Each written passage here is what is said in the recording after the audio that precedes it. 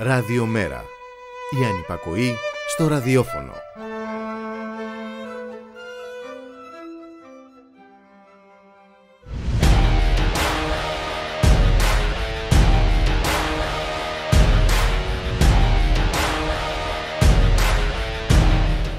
Χαίρετε κυρίες και κύριοι, ακούτε την εκπομπή «Το Στίγμα της Μέρας» με τον Γιώργη Χρήστου. Στην παραγωγή της εκπομπής η Γιάννα Θανασίου, στη ρύθμιση του ήχου ο Γιώργος Νομικός.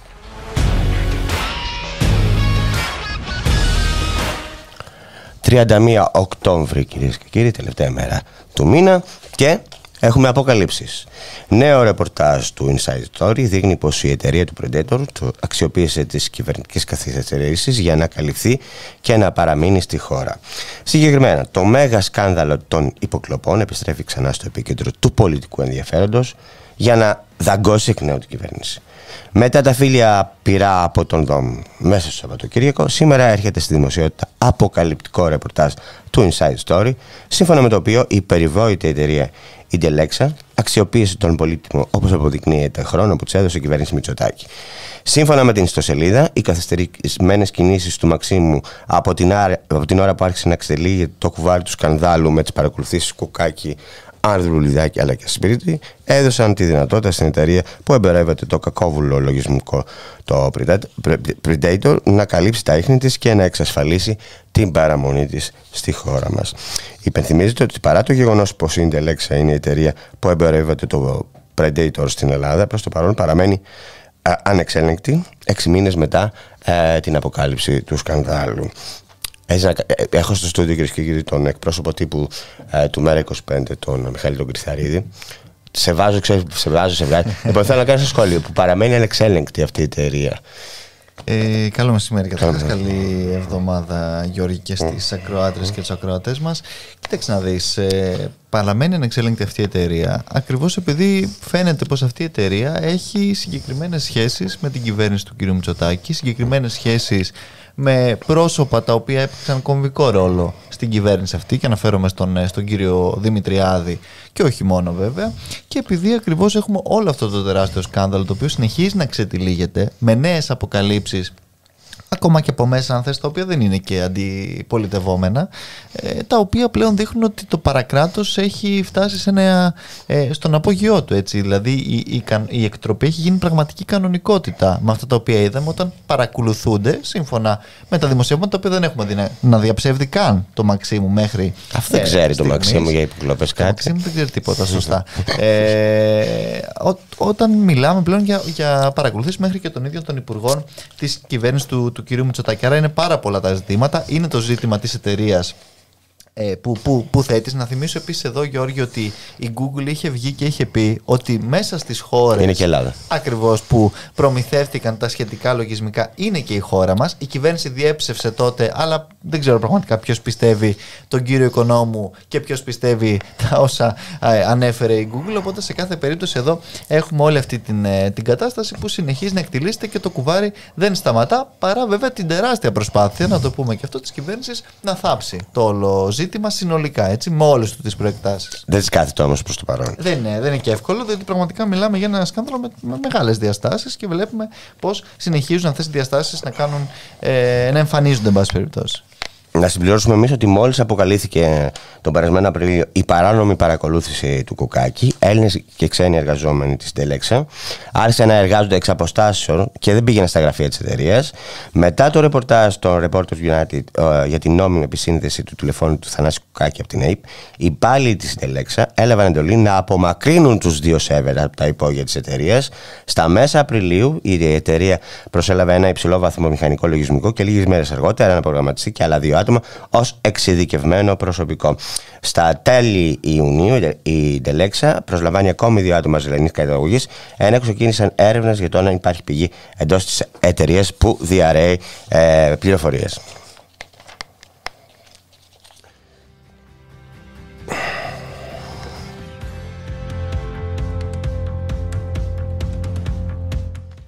Και από τις παρακολουθήσεις και τις υποκλοπές, κυρίες και κύριοι, να πάμε στις χρυσές business. Χρυσή μπίζνα ύψους 50 εκατομμυρίων ευρώ, κυρίες και κύριοι, από την Onyx, τα ναυπηγεία, έτσι, που χώρισαν την Ελευσίνα και στη Σύρο, με απευθείας αναθέσεις από τον ΕΛΤΑ και την ΕΛΤΑ ταχυμεταφορές. Λοιπόν, η καταγγελία έγινε από το κόμμα της Αξιωματικής Αντιπολίτευσης και όπως προκύπτει από τα νέα στοιχεία, μέσα σε 3 χρόνια η εταιρεία του ομίλου στην οποία μεταβιβάζονταν τα ναυπηγεία Ελευσίνας, κάτω από το εκβιαστικό δίλημμα, αν θυμάστε, Ιόνεξ ή κλείσιμο, κατάφερε να εισπράξει 50 εκατομμύρια ευρώ μέσω απευθείας αναθέσεων και φωτογραφικών διατάξεων από τα ΕΛΤΑ και τα ΕΛΤΑ Courier. Από το 2019 και μετά, τα ΕΛΤΑ και τα ΕΛΤΑ Courier δεν κάνουν απλώς ανάθεση σε τρίτους, outsourcing που λέμε, έτσι, κάποιον δραστηριότητων, αλλά τα δίνουν κατευθείαν σε αυτόν, στην Onyx. Πρόκειται για μια σειρά απευθείας αναθέσεων, αλλά και κλειστών μη διαγωνισμών, διαδικασία δηλαδή διαπραγμάτευσης χωρίς δημοσίευση, που μπορεί να προβλέπονται από την νομοθεσία δημόσιων συμβάσεων. Όμως εδώ καταγράφεται μια απίστευτη και ύποπτη κατάχρηση της επίκλησης των έκτακτων αναγκών του κορονοϊού. Που όλοι έχουμε δει τι έχει κάνει αυτή η κυβέρνηση στα 3 χρόνια και που κυβερνά με την επίκληση του κορονοϊού. Έχει επιτεθεί, έχει κάνει λαιλεσία σε όλα τα δικαιώματα, εργατικά, συνδικαλιστικά, ασφαλιστικά, δημοκρατικά δικαιώματα και ελευθερίες, λόγω του κορονοϊού. Λοιπόν, θες να κάνεις και άλλο σχόλιο δι' αυτό? Ναι, νομίζω πως επιβάλλεται. Κοίταξε να δεις, εδώ πρώτα απ' όλα έχουμε ακριβώς αυτή την κατάσταση που περιγράφεις, με το πώς έχει γίνει λάστιχο πραγματικά αυτή η επίκληση στον κορονοϊό και στα μέτρα COVID για μια σειρά από απευθείας αναθέσεις της κυβέρνησης και για μια σειρά δηλαδή από δωράκια επί της ουσίας στους διάφορους παρατρεχάμενους της ολιγαρχίας. Έχουμε μία ακόμα τέτοια σκανδαλώδη περίπτωση με μία εταιρεία η οποία μας είναι καθόλου αγνωστή, έτσι. Δεν είναι ένας ακόμα επενδυτής από το πουθενά, ο οποίος σε πάση περιπτώσει έρχεται στη χώρα. Έχουμε αγωγές SLAP κατά πολιτών στη Σύρο με το νεόριο. Το παρατήριο ποιότητας Σύρο, έτσι. Ακριβώς. 3 εκατομμύρια. 3 ή 1. 3. Ναι, γιατί είναι ένα στον καθένα. Όχι, στον πρόεδρο του έχουν κάνει χάρη και του έχουν δώσει μισό-μισό. Έχουμε επίσης, όπως είπες και εσύ, Γιώργη, την εκβιαστική ουσιαστικά αυτή αντιμετώπιση που είχε όχι μόνο η εταιρεία αλλά και το Υπουργείο Ανάπτυξης όσον αφορά τα ναυπηγεία της Ελευσίνας, και με όλη αυτή την ιστορία την οποία είδαμε πάντα βέβαια με την καθοδήγηση και την σύμπνοια της Αμερικανικής Πρεσβείας, που ο ίδιος ο κύριος Βορίδης, αν θυμάμαι καλά, είπε στην Επιτροπή ότι ουσιαστικά εδώ νομοθετούμε για την Αμερικανική κυβέρνηση. Δεν είναι απλά ότι κάνουμε μια σύμβαση με μια εταιρεία. Η Onyx είναι κράτος ανεκράτης στη Σύρο. Δεν ισχύει εκεί το εργατικό δίκαιο της Ελλάδας. Να ξέρουμε τι λέμε. Και αυτό που λες επίσης, διότι εδώ έχουμε και εργολαβικές συμβάσεις με τους εργαζόμενους, και έχουμε και αυτή την περίπτωση τώρα, η οποία είναι μια περίπτωση που έρχεται, ξαναλέω, να προσθεθεί σε όλη αυτή τη λίστα. Έχουμε τις αναθέσεις, τώρα τις βλέπαμε και αυτές με τον κύριο Πάτσι, με τον κύριο Τσιάρα, με τον κύριο Μαραβέγια, με την κυρία Νικολάου, δεν ξέρω κι εγώ ποιος άλλος, σίγουρα μου διαφεύγει κάποιος ακόμα, είναι πάρα πολλές. Και κάποιος θα υπάρχει, ακριβώς. Έχει γίνει μια κανονικότητα στη Μητσοτάκης ΑΕ όλο αυτό το οποίο συζητάμε. Και εδώ όμως, επειδή βλέπω κιόλας ότι το συγκεκριμένο θέμα σηκώνει και αναδεικνύει ο τομέας διαφάνειας της αξιωματικής αντιπολίτευσης, να πούμε ότι ήταν η αξιωματική αντιπολίτευση όμως αυτή η οποία έδωσε στη συγκεκριμένη εταιρεία τα ναυπηγεία της Σύρου επί των ημερών της. Ήταν αυτή η οποία επίσης με ένα στέλεχος της, το οποίο δεν είναι και εν πάση περιπτώσει τον Νεφελούδη, να λες το όνομα, τον Νεφελούδη. Ακριβώς, ο κύριος Νεφελούδης, ο πρώην γενικός γραμματέας της κυβέρνησης αυτής στο Υπουργείο Εργασίας, ο οποίος επί της ουσίας πήγε και κατέθεσε υπέρ του ιδιοκτήτη της εταιρείας, του κυρίου Ξενοκώστα, στη δίκη αυτή για τις αγωγές σε βάρος των πολιτών. Άρα, εντάξει, καλώς καταγγέλλονται προφανώς όλα αυτά. Αλλά δεν έχουμε και κοντή μνήμη, Γιώργη. Ναι. Σωστό. Μιας και είπες για Απάτσι, να πιάσουμε για λίγο Απάτσι. Πάμε στο Απάτσι και στους κοριού, λοιπόν. Απάτσι, Πίτσικα. Είναι σύμβολος του Πρωθυπουργού. Λοιπόν, μεγάλος αναβρασμός λοιπόν επικρατεί στην κοινοβουλευτική ομάδα της Νέας Δημοκρατίας, τόσο μετά τις αποκαλύψεις για το σκάνδαλο Πάτσι, όσο και μετά τη στροφή 180 μοιρών του συγκροτήματος Μαρινάκη, έτσι, που και από το Βήμα και από τα Νέα, έτσι, διακήρυται υποκλοπές τέλος. Τώρα όμως επαναφέρει με δημοσιεύματα το θέμα αυτό, έτσι, και είπαμε κάποια πράγματα, βάζοντας εμφαντικά στο κάδρο της εισαγωγής του παράνομου λογισμικού πλωτήτωρου στην Ελλάδα και της χρήσης του σε πολιτικά πρόσωπα από τον μέχρι πρότινος στενό συνεργάτη και ανυψιόπιτο του Πρωθυπουργού Γρηγόρη Δημητριάδη. Να πούμε ότι μέσα από το κ. Κοπάσμα δημοσιεύματα που έλεγαν ότι παρακολουθούσαν, άφηναν να εννοηθεί ότι παρακολουθούσαν και το Χρυσοχοΐδη, έτσι. Για αυτό το πράγμα. Βέβαια, ο ίδιος δεν έχει τοποθετηθεί, να το πούμε και αυτό, στο συγκεκριμένο ζήτημα. Και η κυβέρνηση επίσης, όπως λέγαμε και πριν, όταν συζητάγαμε και για την Ιντελέξα, δεν έχει αντιδράσει καθόλου στα σχετικά δημοσιεύματα, δεν τα έχει διαψεύσει. Και πραγματικά, όπως λες και εσύ, μας προκαλεί αίσθηση ότι εδώ προέρχονται και από τύπο ο οποίος δεν είναι αντικυβερνητικός, μάλλον το αντίθετο θα λέγαμε, και όμως βλέπουμε ότι παρόλα αυτά υπάρχουν και από συγκρότημα, όχι τύπο, συγκρότημα ολόκληρο. Συγκρότημα ολόκληρο, νέες αποκαλύψεις, 2 μέρες και όλα συνεχόμενα, οι οποίες έχουν να κάνουν με την ανατροπή, όπως είπες και εσύ, του υποκλοπές τέλος. Όπου από τις ίδιες, από τον ίδιο τύπο, από τα Νέα είχαμε μάθει τότε, ή από το Βήμα, δεν θυμάμαι τη σχετική, εν πάση περιπτώσει, γραμμή της κυβέρνησης, αλλά εδώ φαίνεται πως πραγματικά υπάρχουν πάρα πολλές προεκτάσεις. Ο κύριος Χρυσοχοΐδης δεν ήταν ένας τυχαίος υπουργός της κυβέρνησης. Θυμόμαστε πάρα πολύ καλά τη θητεία την οποία διατέλεσε. Να σου πω κιόλας ότι υπάρχει και ένα τεράστιο ζήτημα. Αλλά ρωτιέμαι, έβλεπε 200 μολότοφs στη συγκέντρωση στο εφετείο. Ναι. Αυτό δεν το έβλεπε? Αυτό θέλω να πω, ότι υπάρχει ένα τεράστιο ζήτημα εδώ, διότι το να είναι διάτριτος ο Υπουργός Προστασίας του Πολίτη της χώρας, ασχέτως τότε εδώ ήταν διάτριτος για τις μυστικές υπηρεσίες υπό τον Πρωθυπουργό, άλλο ζήτημα και αυτό βέβαια, είναι κάτι το οποίο είναι εξαιρετικά σοβαρό από κάθε άποψη, πέρα δηλαδή από τα πολιτικά αμιγώς ζητήματα τα οποία γεννώνται, διότι εδώ πραγματικά έχουμε να κάνουμε μια απίστευτη κατάσταση και ένα επιτελικό κράτος το οποίο είναι καθαρά παρακράτος, όπως φαίνεται, την ώρα βέβαια που της δεξιάς. Ακριβώς, έχεις απόλυτο δίκιο. Την ώρα που ταυτόχρονα διεκπεραιώνει μια χαρά πολύ συγκεκριμένα συμφέροντα και συνεχίζει κανονικότατα να κάνει όλες τις υπόλοιπες δουλίτσες του, είτε μέσω του κυρίου Πάτση, είτε μέσω της κυρίας Πιτσίκα, είτε μέσω οποιοδήποτε άλλου, οι οποίοι βεβαίως αποτελούν ακριβώς και τα οργανικά μέρη αυτού που εμείς ονομάζουμε Μητσοτάκης ΑΕ, Γιώργη. Η οποία Μητσοτάκης ΑΕ, το Μεγάλο Μαξίμου να το πούμε καλύτερα, τι έκανε? Κάλυπτε τον Πάτση, έτσι, γιατί γνώριζε. Ο κύριος Πάτσης τουλάχιστον αυτό ισχυρίζεται, ότι γνώριζαν από το Μαξίμου. Ο ίδιος επίσης έχει πει ότι μαζί με τον κυβερνητικό εκπρόσωπο συνέτασαν τα σχετικά δελτία τύπου.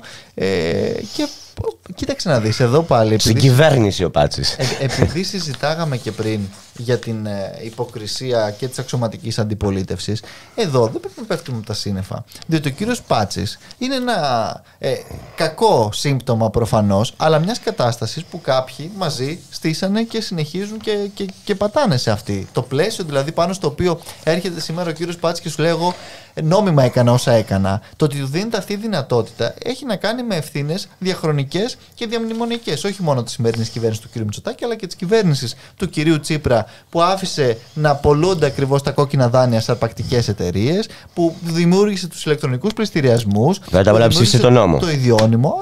Ακριβώς. Οπότε, εντάξει, δεν πέφτουμε και από τα σύννεφα για όλη αυτή την ιστορία. Την ώρα που επίσης εμείς, Γιώργη, να σου θυμίζω ότι είχαμε καταγγείλει εδώ και πάρα πολύ καιρό για κύκλους του ίδιου του Πρωθυπουργού, του περιβάλλοντος του, της οικογένειάς του ακόμα, όχι απλώς πολιτικούς και επιχειρηματικούς, που εν πάση περιπτώσει έχουν τέτοιες συναλλαγές σε αυτές τις ιστορίες και τις διαδικασίες. Μητσοτάκης αλφαίρεψαν και θυγατρικές, μου λες τώρα. Ναι, ακριβώς. Και όμικρον έψιλον κιόλας. Και προσωπική η εταιρεία αυτή, Γιώργη.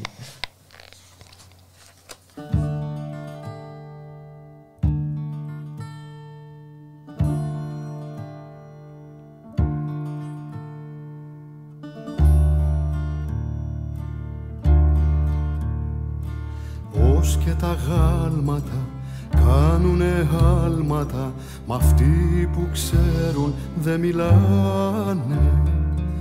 όλα τα πράγματα γίνονται θαύματα κι οι νεκροκέφαλες γελάνε.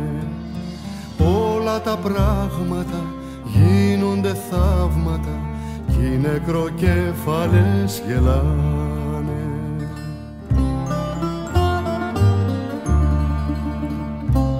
Αυτός ο κόσμος μπορεί να αλλάξει και μάλλον μέσα στις καρδιές, στις πλατείες, σε γραφεία οβάλ. Θέλει σωστοί χιλιάδες να είναι στους τροχούς, να είναι η ψυχή, νύφη και γαμπρός ο νους. Αυτός ο κόσμος μπορεί να αλλάξει και μάλλον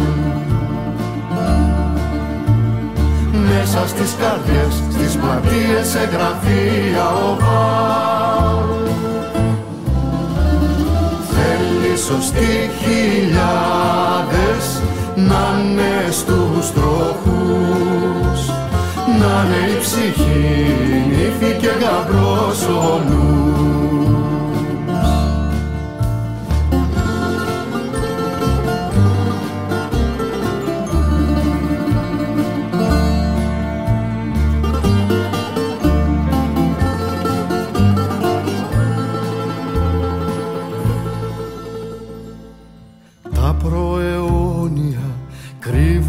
Τρόνια που με μια έκρηξη αλλάζουν και οι θεούλιδες, οι καημενούλιδες γίνονται ντέμοντε κι αράζουν.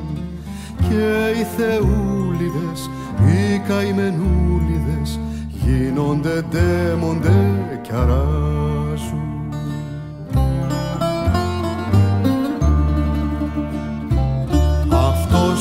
Ο κόσμος μπορεί να αλλάξει και μάλλον μέσα στις καρδιές, στις πλατείες, σε γραφεία οβάλ. Θέλει σωστοί χιλιάδες να είναι στους τροχούς, να είναι η ψυχή, νύφη και γαμπρός ο νους. Αυτός ο κόσμος μπορεί να αλλάξει και μάλλον μέσα στις καρδιές, στις πλατείες, σε γραφεία οβάλ. Θέλει σωστοί χιλιάδες να είναι στους τροχούς, να είναι η ψυχή, νύφη και γαμπρός ο νους.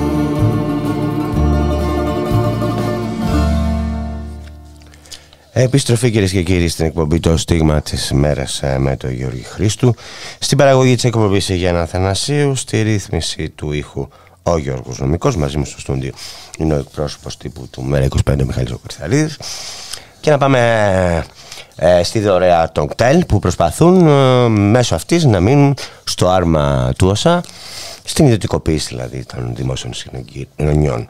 1 εκατομμύριο χιλιόμετρο χωρίς καμία νομική κάλυψη σε περίπτωση ατυχήματος.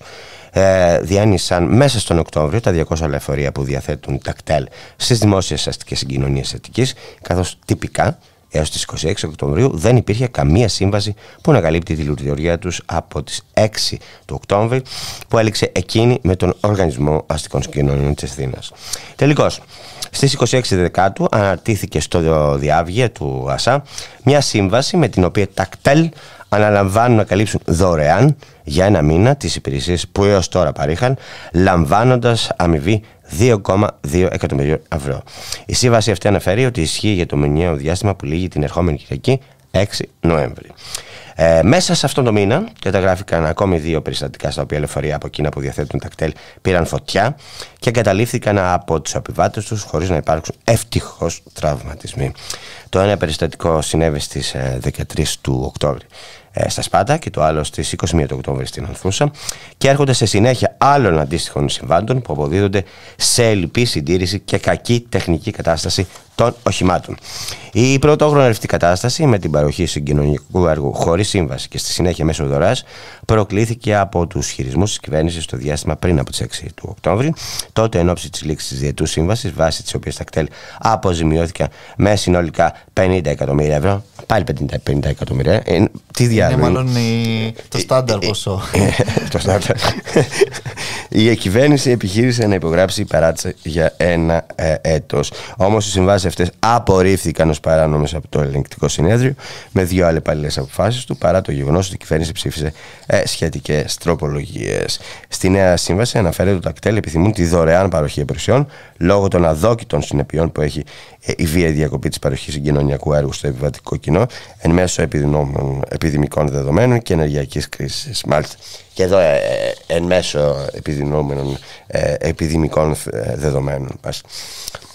Λεφτά να υπάρχουν και ιδιώτες για να δίνουμε. Έτσι δεν είναι, Μιχάλη? Έτσι ακριβώς.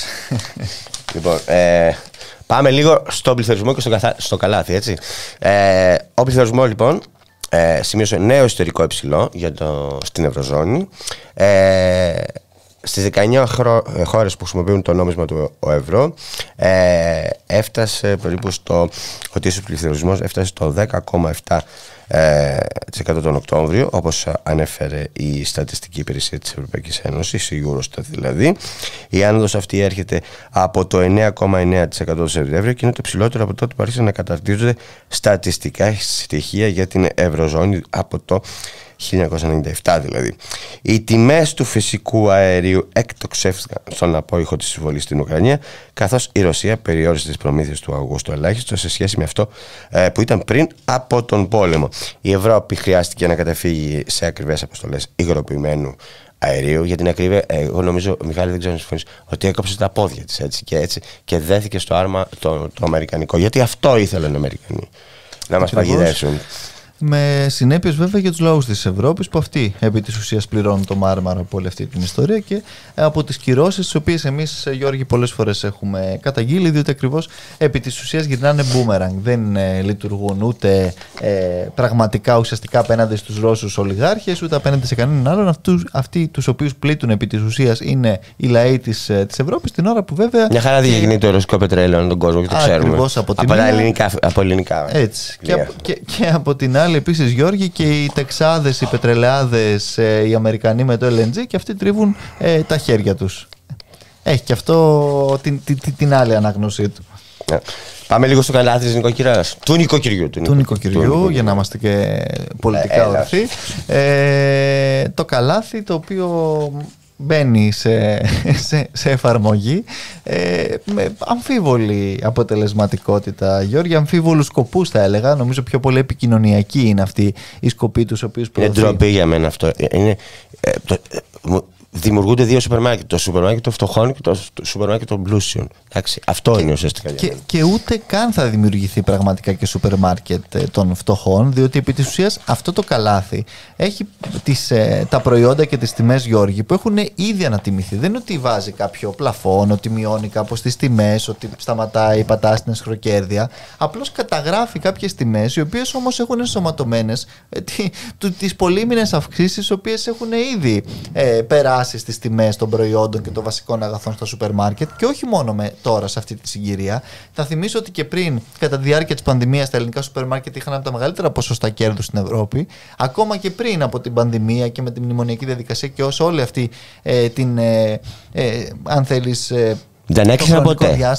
Υπήρχε ένα καρτέλ τροφίμων, το οποίο ποτέ δεν πατάχθηκε ούτε από τα Υπουργεία Ανάπτυξης διαχρονικά, ούτε και από την Επιτροπή Ανταγωνισμού, που και αυτή κάθε άλλο φαίνεται πως παρά θέλει να πατάξει τη σχετική εσχροκέρδεια. Άρα δεν πιστεύουμε πως το καλάθι του νοικοκυριού του κ. Γεωργιάδη πραγματικά θα λειτουργήσει ως ένα όπλο απέναντι σε αυτή την ακρίβεια, πέρα από μια προσπάθεια της κυβέρνησης για άλλη μια φορά να διαχειριστεί επικοινωνιακά ένα πάρα πολύ σοβαρό κατά τα άλλα ζήτημα.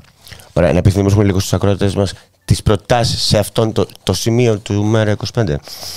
Κοίταξε να δεις, εδώ καταρχάς πρέπει να ενεργοποιηθεί, όπως σου λέω, η Επιτροπή Ανταγωνισμού, η οποία δεν μπορεί να συνεχίζει με αυτόν τον τρόπο ουσιαστικά να τυρβάζει περί άλλων όταν υπάρχουν τέτοια ποσοστά κέρδους. Ας πούμε, μηχανισμοί υπάρχουν και το έχουμε δει ακόμα. Δεν χρειάζεται να καταφύγουμε σε τίποτα σοσιαλιστικές εφευρέσεις. Στη Γαλλία, ας πούμε, και σε άλλες χώρες όπου έχουν εφαρμοστεί μέσα στις νεοφιλελεύθερες, αν θες, συνταγές τους, υπάρχουν. Μπορούν να βάλουν ένα ποσοστό και να βλέπουν ποιο είναι το κόστος παραγωγής σε κάθε προϊόν και να υπάρχει ένα Μιχάλη, ποσοστό. φτάνει, αρκετά έχουμε πληρώσει. Δηλαδή, νομίζω ότι πρέπει επιτέλους Ακριβώς. Και πέρα από αυτό, έτσι, πέρα από τα ποσοστά κέρδους και από τον έλεγχο της εσχροκέρδειας, είναι και το άλλο ζήτημα, αν θέλεις, το οποίο υπάρχει όσον αφορά τους φόρους. Δεν γίνεται να συνεχίζει η φορολόγηση αυτή καθ' αυτή. Οπότε για μας ένα βασικό ζήτημα επίσης, το οποίο μπορεί να οδηγήσει σε αυτή την κατεύθυνση ελάφρυνσης, είναι και η μείωση του ΦΠΑ. Δεν μπορούμε να συνεχίσουμε 24% ΦΠΑ, ας πούμε, όταν είναι από τους μεγαλύτερους στην Ευρώπη, στην Ευρωζώνη, στην Ευρωπαϊκή Ένωση και η ελληνική οικονομία είναι εξαιρετικά σπασμένη με όλα όσα έχει περάσει. Και βέβαια και η ενίσχυση του διαθέσιμου εισοδήματος των πολιτών, που και αυτό είναι πάρα πολύ βασικό μέσα σε όλα τα άλλα και σε αυτές τις συνθήκες. Ναι, δεν ξέρω αν το έχει καταλάβει ο κόσμος, ότι πληρώνουμε σχεδόν το 1/4 της τιμής του προϊόντος στο κράτος. Ναι. Για να μας το δώσει σε υγεία, δημόσια υγεία, σε δημόσια παιδεία, σε δημόσιες συγκοινωνίες, κάτι που δεν κάνει. Αυτό είναι ο ΦΠΑ. Έτσι. Να λέμε και τα πράγματα από το. Ναι, ακριβώς. Λοιπόν, πάμε λίγο και στη Βραζιλία και να σε αφήσω να φύγεις. Πρόεδρος ο Λούλα έπειτα από μια καταμέτρηση θρίλερ. Πράγματι, μια δύσκολη νίκη, σημαντική νίκη, αλλά δύσκολη, οριακή, η οποία πρώτα απ' όλα να πούμε ότι μας γεμίζει ως ένα βαθμό ελπίδα που ανετράπει αυτό το καθεστώς του Μπολσονάρο στη Βραζιλία, της ακροδεξιάς, του φασισμού και όλων όσων έχουμε δει τα τελευταία χρόνια. Αλλά από εκεί και έπειτα εδώ είναι ουσιαστικά το ζήτημα του ότι η επόμενη μέρα στη Βραζιλία είναι πάρα πολύ δύσκολη και δεν έχει κερδιθεί ουσιαστικά η ακροδεξιά, ο φασισμός και ο Μπολσονάρο. Άρα ο αγώνας τον οποίο έχουν να δώσουν οι Βραζιλιάνοι συνοδοιπόροι και συνοδοιπόρισσές μας είναι πάρα πολύ μεγάλος. Τώρα ξεκινάει ουσιαστικά, διότι να θυμίσουμε δυστυχώς ότι δεν ελέγχει κιόλας την μπάση περιπτώσει και το Κογκρέσο, άρα και η νομοθετική διαδικασία θα είναι πάρα πολύ δύσκολη και βέβαια και η ίδια αυτή η οριακή νίκη ας ελπίσουμε να μην οδηγήσει τον Μπολσονάρο στα χνάρια του Τραμπ, που ούτως ή άλλως το έχει υπονοήσει, στην αμφισβήτησή της δηλαδή και σε ό,τι αυτό μπορεί να συνεπάγεται στη συνέχεια για τη Βραζιλία. Σε κάθε περίπτωση είναι έστω και μία έτσι οριακή που είναι μια σημαντική νίκη σίγουρα για τον προοδευτικό κόσμο, Γιώργη. Είναι δύσκολα τα πράγματα στη Λατινική Αμερική, για να λέμε και τα πράγματα με το όνομά τους, έτσι. Γιατί υπάρχουν τέτοιες καταστάσεις που υπάρχουν παρακράτος, παραστρατιωτικοί, έτσι, μην τα ξεχνάμε αυτά, που παίζουν ρόλο σε όλο αυτό το σύστημα. Λοιπόν, και να κλείσουμε λίγο την ειδησιογραφία με τη μαζική επίθεση, κυρίες και κύριοι, εναντίον ενεργικών εγκαταστάσεων της Ουκρανίας, που πραγματοποίησε σήμερα η Ρωσία, όπως ανακοίνωσε το Κίεβο, 2 ημέρες έπειτα από μια επίθεση εναντίον του ρωσικού στόλου στη Μαύρη Θάλασσα, για την οποία η Μόσχα κατηγόρησε το Κίεβο. Σειρά εκρήξεων ακούστηκε στο Κίεβο, ενώ οι περιφερειακές αρχές στο βόρειο, το ανατολικό και το κεντρικό τμήμα της χώρας έκαναν λόγο για πυραυλικές επιθέσεις. Στη Φιλανδία, όπως έχει αποκαλυφθεί, κατέληξαν όπλα που στάλθηκαν στην Ουκρανία από διάφορες χώρες. Έχουν βρεθεί στη Σουηδία επίσης, στη Δανία, στην Ολλανδία. Ανέφερε σε συνέντευξή του στη φιλανδική ραδιοφωνία Γιούλε χθες Κυριακή ο ερευνητής του NBA Κρίστερ Άλκερν, προσθέτοντας ότι υπάρχουν δείγματα πως ήδη τέτοιος οπλισμός έχει φτάσει και σε συμμορίες. Υπενθυμίζεται ότι από τις αρχές του καλοκαιριού σήμα κινδύνου για το θέμα εξέβευσε η Europol, προειδοποιώντας ότι η διάδοση πυροβόλων όπλων και εκρηκτικών στην Ουκρανία θα μπορούσε να οδηγήσει σε αύξηση των πυροβόλων όπλων και των πυρομαχικών που διακινούνται στην Ευρωπαϊκή Ένωση μέσω καθιερωμένων διαδρομών λαθροπεμπορίου ή διαδικτυακών πλατφορμών. Το NBA δεν έδωσε δημοσιότητα περισσότερες λεπτομέρειες σχετικά με τη διακίνηση όπλων, λέγοντας ότι οι έρευνες συνεχίζονται. Ωστόσο, σύμφωνα με τον ερευνητή του NBA, οι διαδρομές και οι αποφάσεις για τη διακίνηση παράνομων όπλων από την Ουκρανία στη Φιλανδία είναι υπαρκτές.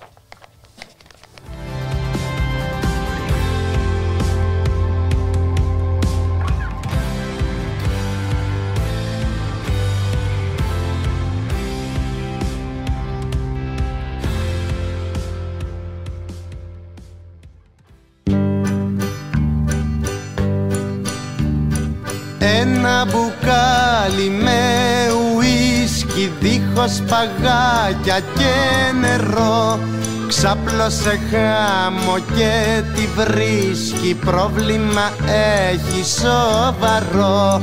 Λούλα, λούλα, πού είσαι λούλα, λούλα, λούλα, θα τρελαθώ. Λούλα, λούλα, πού είσαι λούλα, λούλα, θα χαθώ.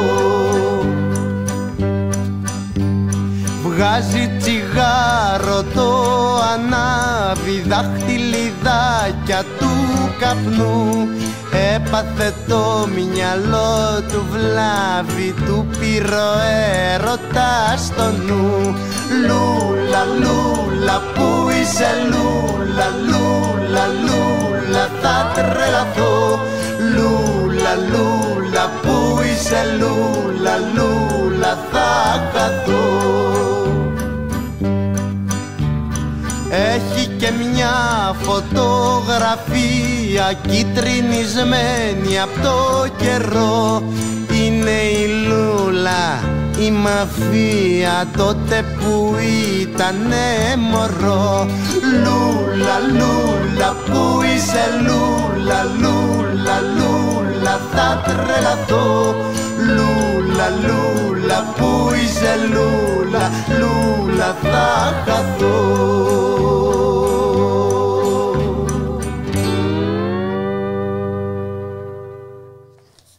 Επιστροφή, κυρίες και κύριοι, στην εκπομπή Το Στίγμα της Μέρας με τον Γιώργη Χρήστου, στην παραγωγή της εκπομπής η Γιάννα Θανασίου, στη ρύθμιση του ήχου ο Γιώργος Νομικός και μαζί με την Λαμπρινή Θωμά, τη δημοσιογράφο του Press Project, θα τραγουδήσουμε άλλα μαζί. Θες να τραγουδήσουμε μαζί? Λούλα, λούλα. Λούλα. Στη Βραζιλία είναι ο Λούλα. Στη Βραζιλία είναι ο Λούλα. Τι απορία λοιπόν. Στη Βραζιλία είναι ο Λούλα και πρώτου του 23 ορκίζεται και πάλι πρόεδρος. Ορκίζεται και πάλι πρόεδρος και απαλλάσσονται οι άνθρωποι από αυτό το υποκείμενο, το Μπολσονάρου, ο οποίος το ακροδεξιό δέλιγμα είναι αυτό το πράγμα. Αυτό δεν είναι απλώς ακροδεξιός, έχει καταφέρει να πάρει τη χώρα ως έκτη μεγαλύτερη οικονομία του κόσμου και να τη βουλιάξει τελείως. Με 700.000 νεκρούς από τον κορονοϊό που τους έλεγε να ψούν χλωρίνη, αν τα θυμάστε. Ναι, πώς δεν θυμάμαι. Πρόκειται και περί εγκληματία, δεν είναι απλώς ακροδεξιός. Είναι ακροδεξιός και βάλε, με συν δίπλα. Είναι πολύ μεγάλη στιγμή για τη Βραζιλία, είναι πολύ μεγάλη στιγμή για τους φτωχούς ανθρώπους της Βραζιλίας που ανασένουν.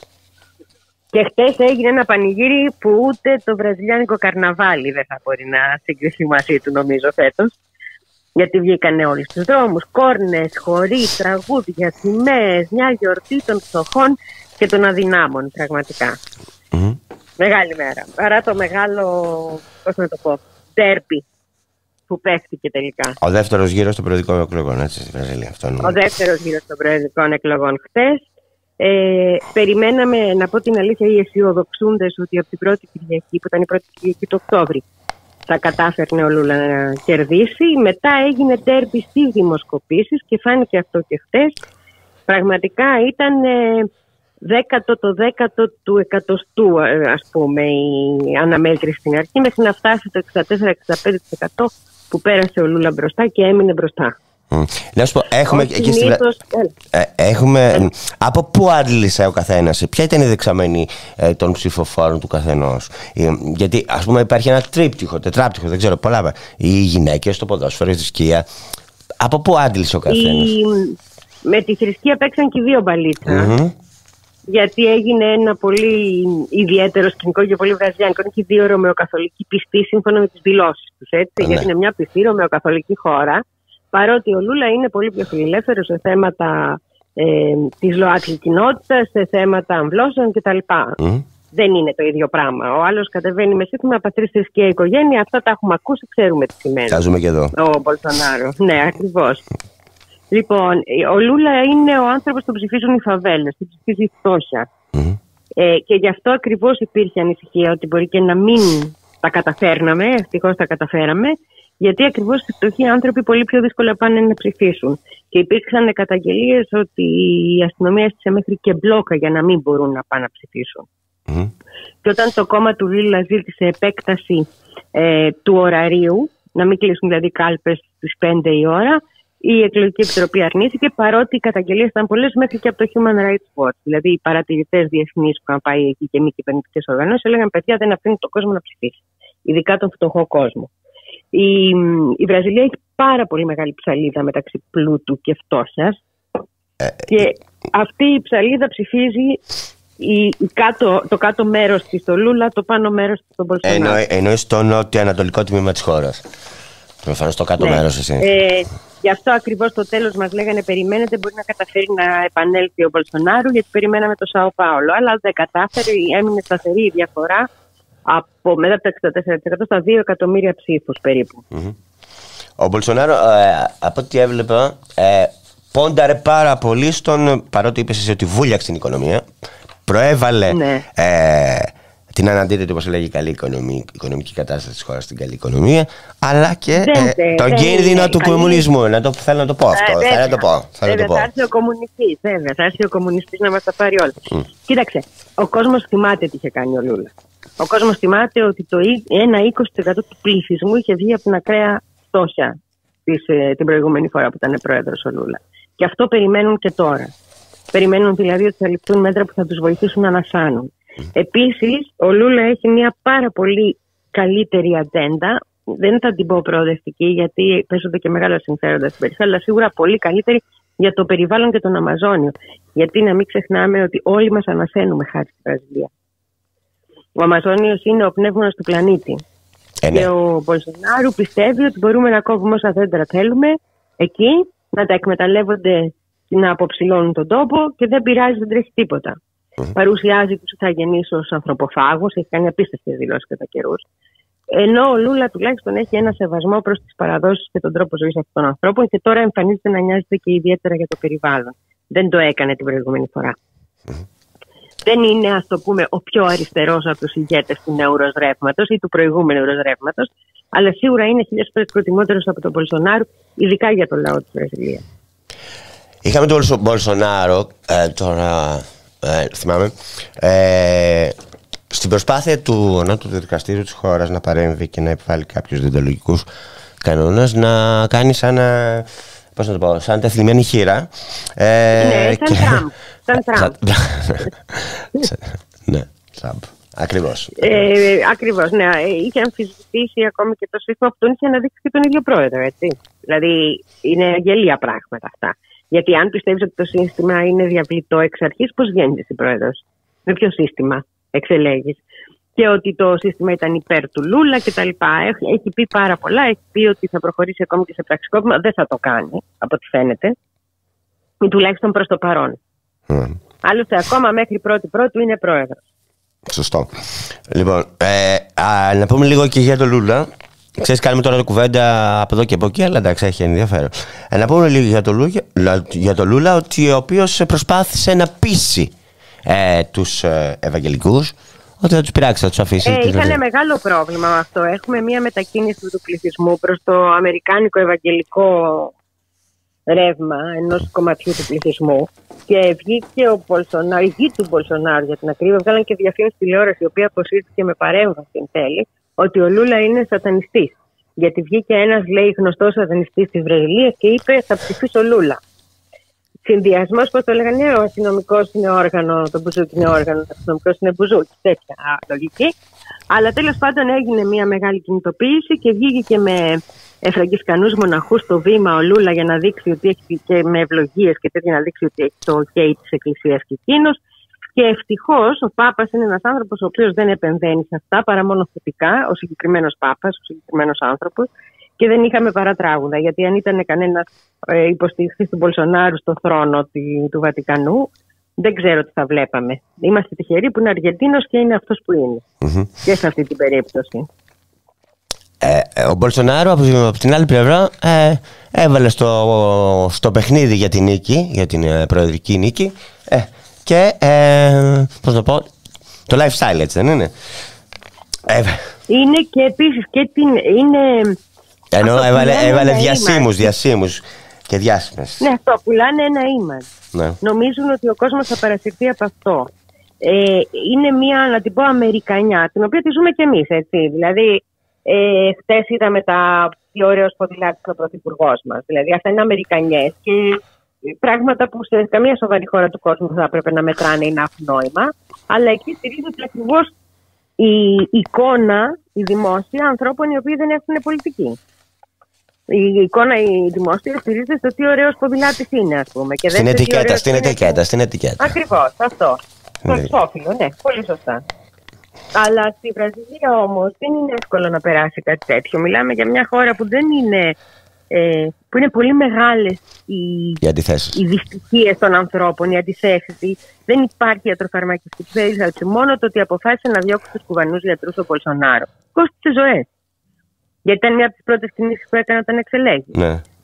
Το ότι θα επανέλθουν οι κουβανοί γιατροί στην Βραζιλία είναι τρομερά σημαντικό για τον πληθυσμό. Γιατί δεν έχει καμία άλλη περίθαλψη. Το ότι οι φαβέλες θα ξαναδούν γιατρό. Το ότι θα μάθουν γράμματα πιθανώς πολύ περισσότεροι άνθρωποι. Γιατί είναι και μια χώρα με πάρα πολύ μεγάλο αναλφαβητισμό. Όπως μου θύμισε ένας φίλος σήμερα, αν δεις το όνομα του Λούλα δίπλα γράφει 13. Και έτσι είναι και το επίσημο προφίλ του στο Twitter. Και ο λόγος είναι ότι όταν είχε πρωτοκατέβει, επειδή ο κόσμος ακριβώς δεν ήξερε να διαβάζει, ο δικός του ο κόσμος που τον ψήφιζε, ήταν οι φτωχοί άνθρωποι, έβλεπαν αυτό το 13, ήταν το ψηφοδέλτιο 13 που πρέπει να ρίξουν. Δηλαδή, τους έβαζε τον αριθμό μπροστά για να μπορούν να το καταλάβουν. Τι θα ψηφίσουν. Είναι μια χώρα που δεν μπορούμε να την καταλάβουμε στο βάθος της. Επίσης, να πω μόνο αυτό, έτσι, έχουμε 123 εκατομμύρια που ψήφισαν χτες. Είναι 10 Ελλάδες οι ψηφοφόροι. Μόνο οι ψηφοφόροι, όχι το σύνολο του πληθυσμού. Είναι δηλαδή και μέσα σε αυτούς τους ανθρώπους υπάρχουν από την αστική τάξη του ζάμπλου τους που εκμεταλλεύονται τον τόπο, λευκοί και ωραίοι, μέχρι τους ηθαγενείς του Αμαζονίου. Πολυπίκυλοι, πολυεθνικοί. Πολυθρησκευτικοί. Αν και βασικά ρωμαιοκαθολικοί. Υπάρχουν και αυτοί που παρευρέθηκαν στο προεδρικό μέγαρο, έτσι, όταν έκανε ο Μπολσονάρο μια εκδήλωση, οι τραγουδιστές, πρωτοπληκτές κτλ. Που είναι γνωστοί για τα εξωσυντικά του σκάνδαλα. Κάθε άλλο παρά με τη θρησκεία και όλα αυτά που διαγίνονται. Παρά πατριστική οικογένεια, ναι. Ναι. Ναι, αλλά είναι. Να μην ξεχνάμε. Αυτούς τους λέω παρθενοπιπίτσες εγώ. Αυτοί είναι παρθενοπιπίτσες. Αυτοί είναι παρθενοπιπίτσες. Επειδή και ο ίδιος είναι στρατιωτικός, ταιριάζει με το image του αυτό που πουλάει. Έτσι πάει. Δηλαδή, φτιάχνουν μια εικόνα. Η εικόνα του Λούλα, παρά τα χτυπήματα που δέχτηκε, γιατί να μην ξεχνάμε ότι έκανε και φυλακή, ότι αποφυλακίστηκε με κόπο από το ανώτατο δικαστήριο και με προσφυγές και προσφυγές. Δεν του επέτρεψαν να κατέβει και κατεβηρούσε. Είναι μια εικόνα ενός ανθρώπου πολύ πιο κοντινή, ακόμη και για αυτά τα χτυπήματα, στο μέσο Βραζιλιάνο. Πολύ πιο εύκολο να ταυτιστεί μαζί του. Ειδικά όταν αισθάνεται ακόμη περισσότερο ότι έχει αδικηθεί και από το κράτος. Ένας άνθρωπος που έχει κάνει πρόεδρος. Λοιπόν, διαβάζω από το κείμενό σου τώρα. Θα σε χτυπήσω με ερωτήσεις από το κείμενό σου. Λοιπόν, όπως έχουμε ξαναγράψει, η νίκη του Λούλα σε αυτές τις δύσκολες εκλογές, γιατί ήταν, θα προσθέσει μια ακόμη χώρα, μια τεράστια οικονομία και ισχυρή οικολογική παράμετρο στο νέο ροζ ρεύμα της Λατινικής Αμερικής. Ας ξεκινήσουμε από αυτό και να μου πεις πόσο εύκολο είναι για την οριακή η νίκη να κάνει άλλες. Είναι πρόεδρος και είναι πρόεδρος μαζί με άλλους πρόεδρους με τους οποίους είναι από παλιά φίλος. Χτες στο Twitter ήταν πολύ ωραίο. Πολλοί από τους ηγέτες, τους παλιότερους, ξέρω εγώ, στην Αργεντινή ή ο αυτοεξόριστος του Ισημερινού, βγάλανε φωτογραφίες τους με τον Λούλα από το 10. Υπάρχουν σχέσεις. Οι προσωπικές σχέσεις παίζουν ρόλο στη διπλωματία και στις σχέσεις των κρατών. Να μην ξεγελιόμαστε. Είναι σημαντικές και αυτές. Όχι οι σημαντικότερες, αλλά σημαντικές. Και έχουμε παράλληλα μία σειρά ηγετών πια, νέων και παλιών, που έχουν πάρει στα χέρια τους ακόμα και την Κολομβία, που ήταν αδιανόητο για όλους μας να πιστέψουμε ότι θα πάει σε αριστερό άνθρωπο η Κολομβία. Έχουμε δηλαδή μια Λατινική Αμερική πολύ πιο αριστερή από ό,τι υπήρξε ποτέ, με τα δικαιώματα των ηθαγενών για πρώτη φορά κατοχυρωμένα σε περισσότερες χώρες. Δηλαδή δεν είναι πια μόνο η Βενεζουέλα και η Βολιβία. Είναι και η Χιλή, το συζητάει και η Αργεντινή. Η Βραζιλία μπορεί να μπει, πολύ άνετα μπορεί να μπει σε αυτή την ομάδα. Και έχουμε επίσης συνεννόηση μεταξύ κρατών, στα οποία ανήκει συνολικά ο Αμαζόνιος, γιατί μπορεί το μεγαλύτερο κομμάτι να είναι στη Βραζιλία, αλλά ανήκει σε όλους. Οπότε έχουμε ελπίδα και για τον πλανήτη γενικά, αλλά και για αυτές τις χώρες. Γιατί είναι άνθρωποι, άσχετα αν τους θεωρούμε κεντροαριστερούς ή αν τους θεωρούμε λίγο πιο συντηρητικούς για τα γούστα μας από ό,τι θα θέλαμε, οι οποίοι ωστόσο σίγουρα θα κάνουν για τους λαούς τους περισσότερα πράγματα. Ακόμη και για τον Μπόριτ στη Χιλή, ο οποίος προχτές κατέβασε στην αστυνομία και έδερνε τους ανθρώπους που τον ψηφίσανε ουσιαστικά. Σκεφτόμουν και θυμόμουν ότι και εμάς, μικρούς πια στα εξάρχεια τότε, η αστυνομία του Ανδρέα Παπανδρέου επίσης μας έδερνε. Αλλά γίνανε πραγματάκια, να το πω έτσι, το 80. Αν πας τώρα θα τσακίσει η αστυνομία στα εξάρχεια. Ακριβώς, τα οποία δεν ήταν τρομερά βήματα από το ότι δεν ήταν πια η μυθία, ας πούμε, τα απλά πράγματα, έγκλημα και δεν διαπομπεύανε τις γυναίκες, μέχρι το ότι αναγνωριζόταν πλέον δικαίωμα στην άδεια, υπερορίες, όλα αυτά που έδωσε τότε με τα εργατικά δικαιώματα. Θέλω να πω ότι δεν υπάρχουν τέλειες εξουσίες, ούτε εξουσίες που μας αγαπάνε εξ αρχής, αλλά τουλάχιστον υπάρχουν κάποιες εξουσίες που σέβονται ένα κομμάτι του κοινωνικού συμβολέου. Και ξέρεις, μιας και το ανέφερες και πριν, ότι αυτό που λέμε εμείς αριστερός εδώ στην Ελλάδα δεν σημαίνει ότι είναι το ίδιο και αλλού. Γιατί παίζει ρόλο κοινωνικές συνθήκες μέσα στις οποίες μεγαλώνεις, έτσι. Έτσι είναι. Και σε αυτές τις χώρες με την τεράστια ψαλίδα αυτό, δηλαδή το 20% των ανθρώπων της Βραζιλίας, μιλάμε για μια χώρα 200 εκατομμυρίων, είναι 40 εκατομμύρια άνθρωποι. Αυτοί είχαν βγει από την απόλυτη φτώχεια και ξαναπέσαν στην απόλυτη φτώχεια. Αν καταφέρει ο Λούλα να τους ξαναφέρει σε ένα επίπεδο ζωής στοιχειώδες, πρόκειται για τεράστιο στοίχημα και ευλογία. Σωστά. Όταν λέμε, ας πούμε, για την Κίνα ότι κατάφεραν να βγάλουν από τη φτώχεια 100 εκατομμύρια ανθρώπους, να συνειδητοποιούμε τα νούμερα. Έτσι, δηλαδή, τι σημαίνει αυτό. Το ίδιο αυτή τη στιγμή πάνε να γίνει. Ναι, γιατί άλλο 10 που είμαστε εμείς και άλλο 120. Πολύ μεγάλη διαφορά. Ακριβώς. Και είναι τρομερά βήματα, ειδικά για χώρες που στην ουσία τους παραμένουν τριτοκοσμικές. Αναφέρθηκε και πριν, είπες για την Κολομβία. Βολιβία, ναι. Βενεζουέλα, Βραζιλία. Ανοίγουν έναν άλλο δρόμο. Χιλή. Έχουμε, βεβαίως έχουμε ένα μεγάλο. Ειδικά η Κολομβία είναι πολύ σημαντική. Και ο τρόπος που δρά αυτός ο άνθρωπος είναι φιέστατος άνθρωπος. Είναι και παλιός αντάρτης ο Πέτρο, οπότε έχει μια βαθιά γνώση και της περιοχής και των αγώνων στην περιοχή. Γενικά. Εγώ ρωτώ αν πρέπει να περιμένουμε ανακατατάξεις στην περιοχή. Μόνο να ευχόμαστε να μην γίνουν τίποτα ξαφνικές ανακατατάξεις από αυτές που συνηθίζει η χώρα που θεωρεί αυλή της στην Λατινική Αμερική. Οι Ηνωμένες Πολιτείες. Αλλά αυτή τη στιγμή από το Μεξικό μέχρι τη γη του Πυρός είναι πιο ροζ, δεν θα πω κόκκινη, από ό,τι ήταν ποτέ. Και αυτό σε μια εποχή που είναι τρομερά ευάλωτη και που αλλάζουν διαρκώς οι ισορροπίες, όπως είναι η εποχή μας, αυτό μπορεί να περιέχει κινδύνους για τους ίδιους τους λαούς. Να ρωτήσω και ένα τελευταίο και να κλείσουμε. Η γνώμη σου, όχι, θέλω να μου πεις τη γνώμη σου για όλο αυτό που γίνεται στην Λατινική Αμερική. Αν, ας πούμε, ζει το πνεύμα του Τζε Γκεβάρα εκεί πέρα ή αναβιώνει το πνεύμα του Τζε Γκεβάρα. Τώρα δεν ξέρω αν αυτό σημαίνει ένοπλο. Αν σημαίνει ένοπλο, δύσκολα. Αλλά αν σημαίνει ότι αυτοί οι άνθρωποι συνεχίζουν, ακριβώς επειδή υφίστανται τέτοιες τεράστιες αδικίες σε κάθε επίπεδο, να έχουν μια βαθύτατη αίσθηση δικαίου και ένα αγωνιστικό πνεύμα που η Ευρώπη το έχει χάσει. Αριστερό αγωνιστικό. Το έχει ξεπουλήσει. Το έχει ξεπουλήσει. Είναι αυτό. Είναι βέβαιο ότι υπάρχει. Είχα την μεγάλη χαρά τα τελευταία 3 χρόνια να πάω 2 φορές στην Λατινική Αμερική. Μία στη Βενεζουέλα και μία στη Χιλή. Το ξέρω και σε ζηλεύω γι' αυτό. Να με πάρεις την άλλη φορά. Μακάρι να μπορεί. Είναι άνθρωποι. Πώς να το πω. Είμαι ένα παιδί της δεκαετίας του 70 της ελληνικής μεταπολίτευσης. Αισθάνομαι στον τόπο μου όταν μιλάω πολιτικά εκεί. Είναι άνθρωποι που η αριστερά σημαίνει για αυτούς. Που το δίκαιο σημαίνει για αυτούς.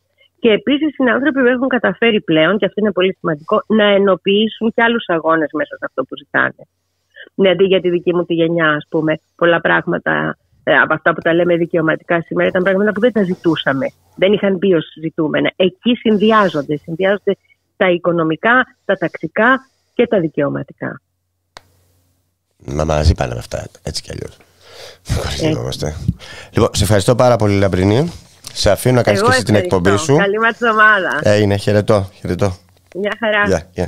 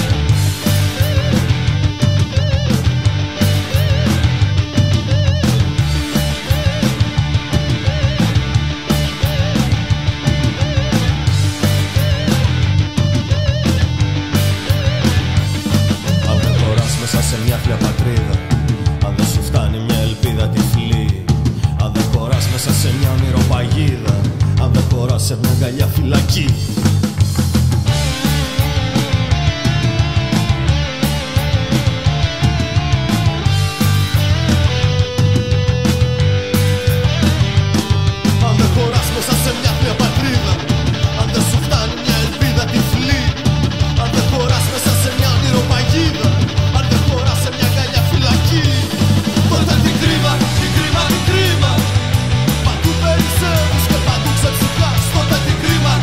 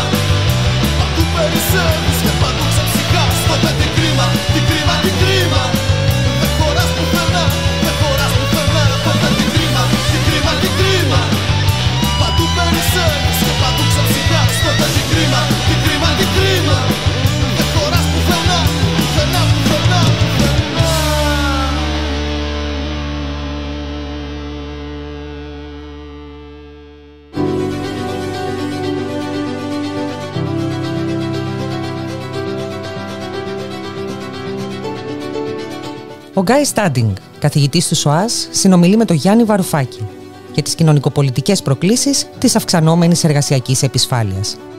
Η εκδήλωση πραγματοποιείται με την ευκαιρία της κυκλοφορίας του βιβλίου του «Το Πρεκαριάτο, η νέα επικίνδυνη τάξη» στα ελληνικά από τις εκδόσεις Τόπος, στο πλαίσιο της νέας εκδοτικής σειράς του ΜΕΤΑ, Κέντρο Μετακαπιταλιστικού Πολιτισμού.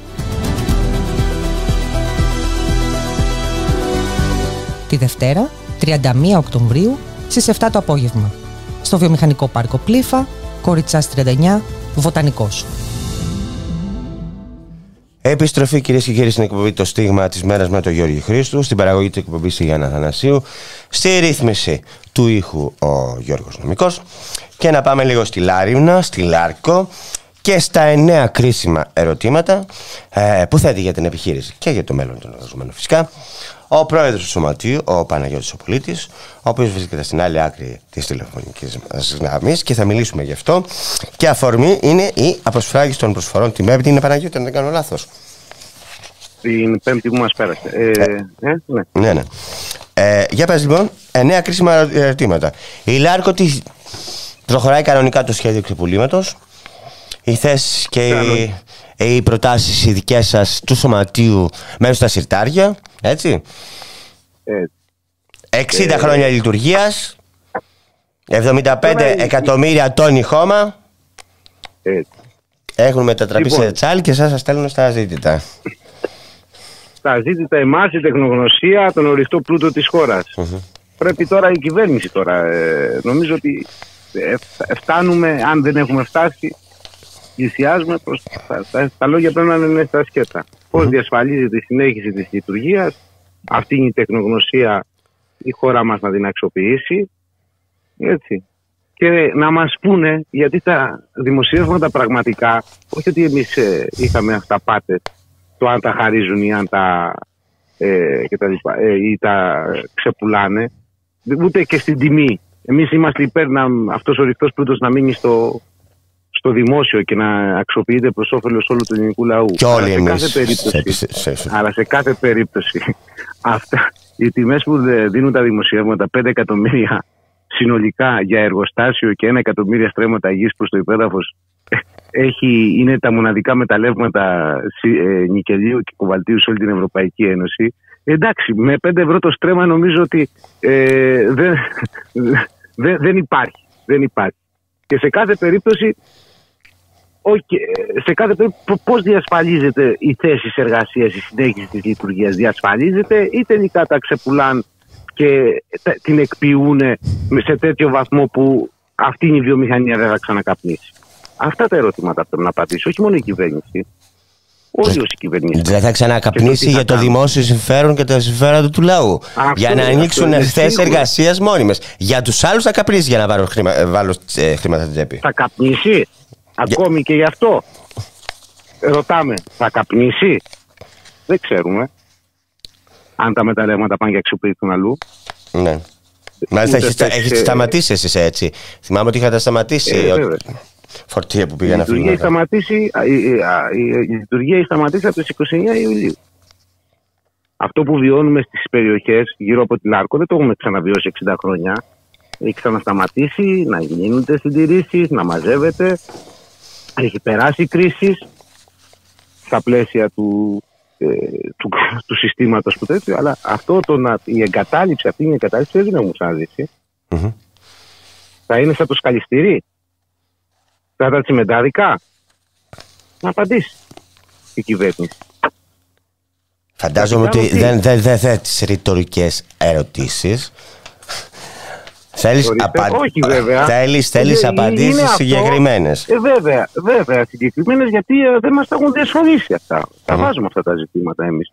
Και στις προτάσεις μας και στις θέσεις μας και στα ερωτήματα, στις συναντήσεις. Σε κάθε περίπτωση πρέπει να εξασφαλιστεί η συνέχιση της λειτουργίας. Της λειτουργίας που γνωρίζουμε στη Λάρκο. Και όχι να γίνει... Κοίταξε, εγώ να τα πούμε τα πράγματα με το όνομά τους, έτσι. Και το βλέπω τόσο καιρό, τόσα χρόνια που σας παρακολουθώ. Εσείς έχετε πραγματική καλή διάθεση για διάλογο. Αλλά βλέπεις, έχεις απέναντί σου αυτούς που σου λένε ναι στο διάλογο, αλλά τελικά τι αποδεικνύεται? Ότι είναι προσηματικός, όχι ουσιαστικός, να κερδίσουν χρόνο, να δουν πώς θα σας φάνε. Αυτό έχετε απέναντι εσείς. Βεβαίως είμαστε, σωστά το λέτε, και πάντα έχουμε την πρόθεση και πάντα πηγαίνουμε να κουβεντιάσουμε, αλλά είναι προσχηματικός. Δηλαδή κουβεντιάζουμε τι, βασικά άλλο διάλογος και άλλο έρχομαι και σας καλώ ελάτε να σας πω ανακοινώσεις. Αυτό είναι ανακοινώσεις. Αυτή τη στιγμή η μοναδική βιομηχανία σε όλη την Ευρώπη που παράγει σιδηροδρομικές έχει σταματήσει. Η χώρα μας χάνει εκατομμύρια ευρώ σε μηνιαία βάση κάθε μήνα. Με ποια προοπτική σταμάτησε? Βάζουμε αυτά τα ερωτήματα πλέον. Είναι τέτοιο. Οι εργαζόμενοι είμαστε με δίμηνη σύμβαση. Με βάση τον νόμο που ψήφισε τον Ιούνιο η κυβέρνηση στη Βουλή, μετά τον 1η Γενάρη πάμε στο Ταμείο Ανεργίας. Δεν μας καθαριστεί. Μου επιτρέψω να πω κάτι για να το καταλάβει ο κόσμος, γιατί πρέπει να σας αγκαλιάσουμε ακόμη και πάλι να συσπηρωθούμε γύρω σας. Λοιπόν, 3 χρόνια μετά από την έναρξη καθάρισης είστε με κομμένους μισθούς, δώρα εορτών, χωρίς επιδομαδίας, συμβάσεις ορισμένου χρόνου ή καθεστώς εργολαβιών, δηλαδή κολυμπάτε στην εργασιακή ανασφάλεια. Αυτό είναι ουσία. Νομίζω ότι φωτογραφία. Ναι. Πρέπει να, δηλαδή, άμα πεις εργασιακή ανασφάλεια, όχι ότι η υπόλοιπη εργατική τάξη. Τώρα μιλάμε για τη Λάρκο. Και οι υπόλοιποι σε μια άλλη.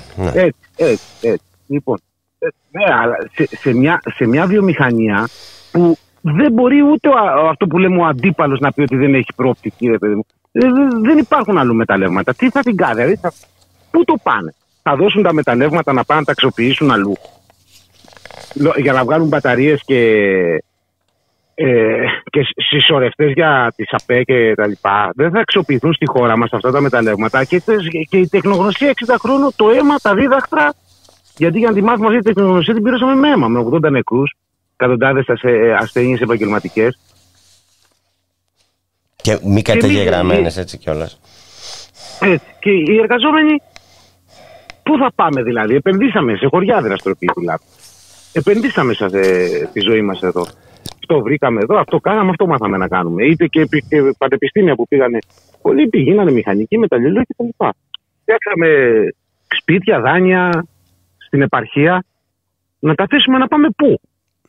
Να τα πληρώσει ποιος? Ή αν τα αφήσουμε να τα νοικιάσει ποιος για να βρούμε αλλού δουλειά?